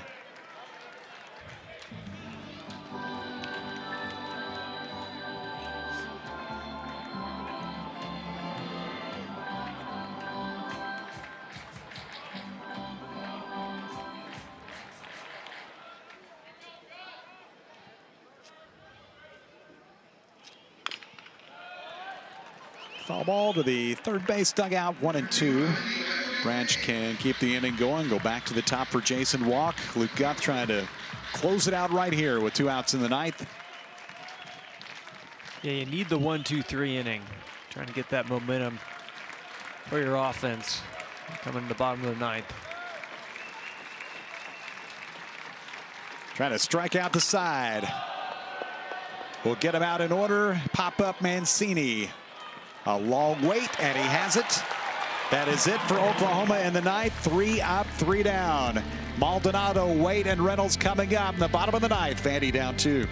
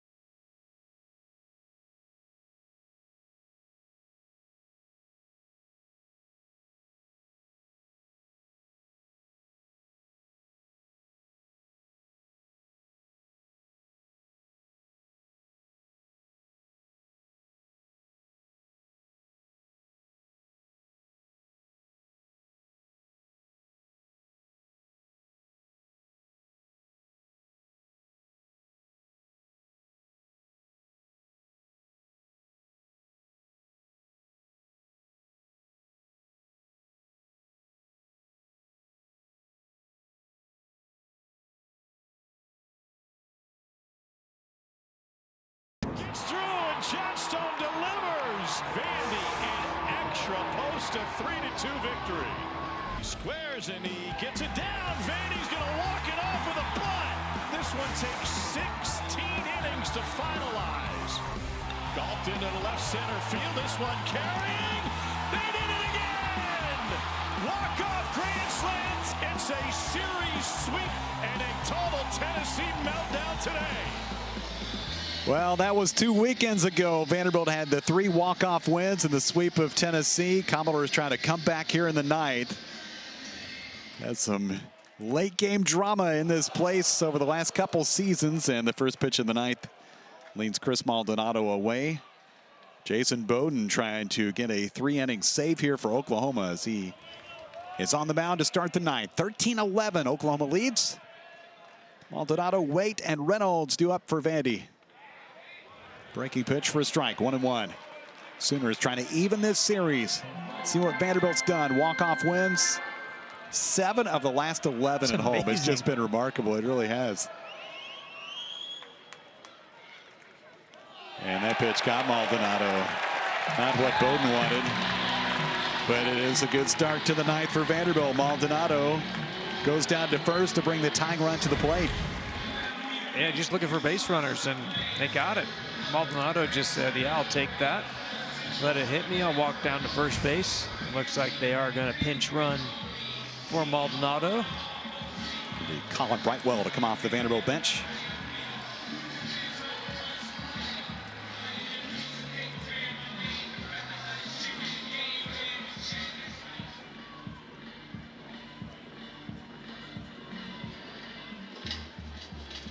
Well, for Oklahoma, Jackson Cleveland has become their closer. He has 4 saves.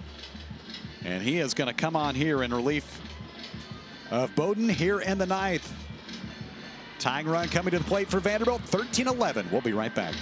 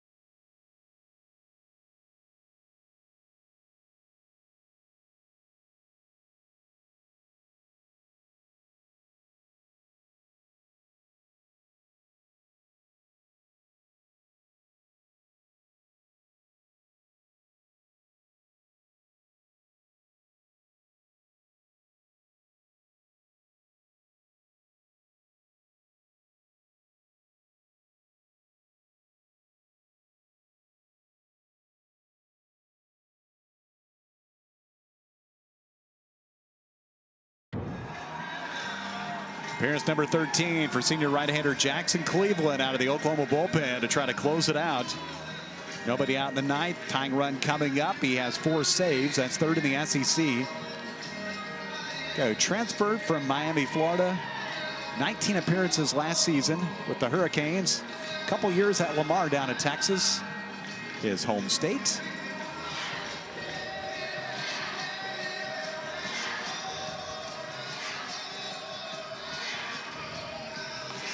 So here we go with Vanderbilt down by 2. Oklahoma's used 2 grand slams tonight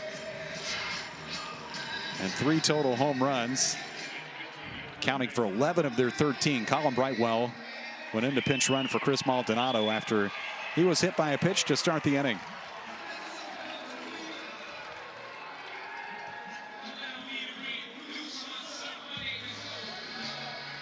Riker Wade has brought in 2 runs. He was hit by a pitch in the first, brought in a run and scored a run, then an RBI single in the second.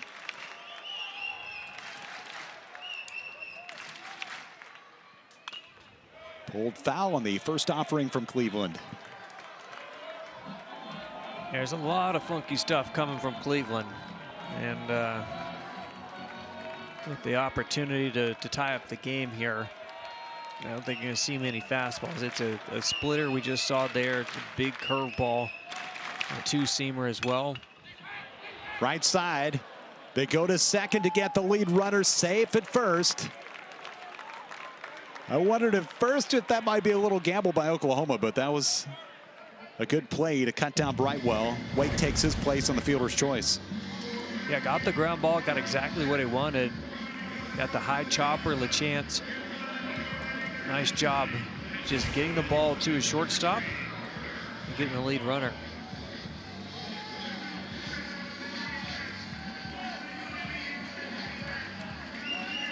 So 3-6 on the putout. Carter Johnstone will come off the bench to pinch hit for Corbin Reynolds.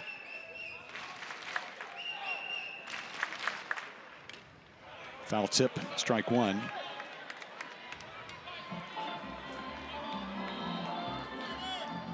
Earlier in the season, we saw him some at second base. Of course, his brother Logan has been a mainstay in right field.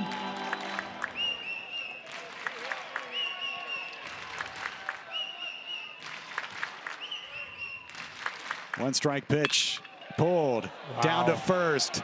They get the out at second. In time, double play, and Oklahoma takes game two, 13-11.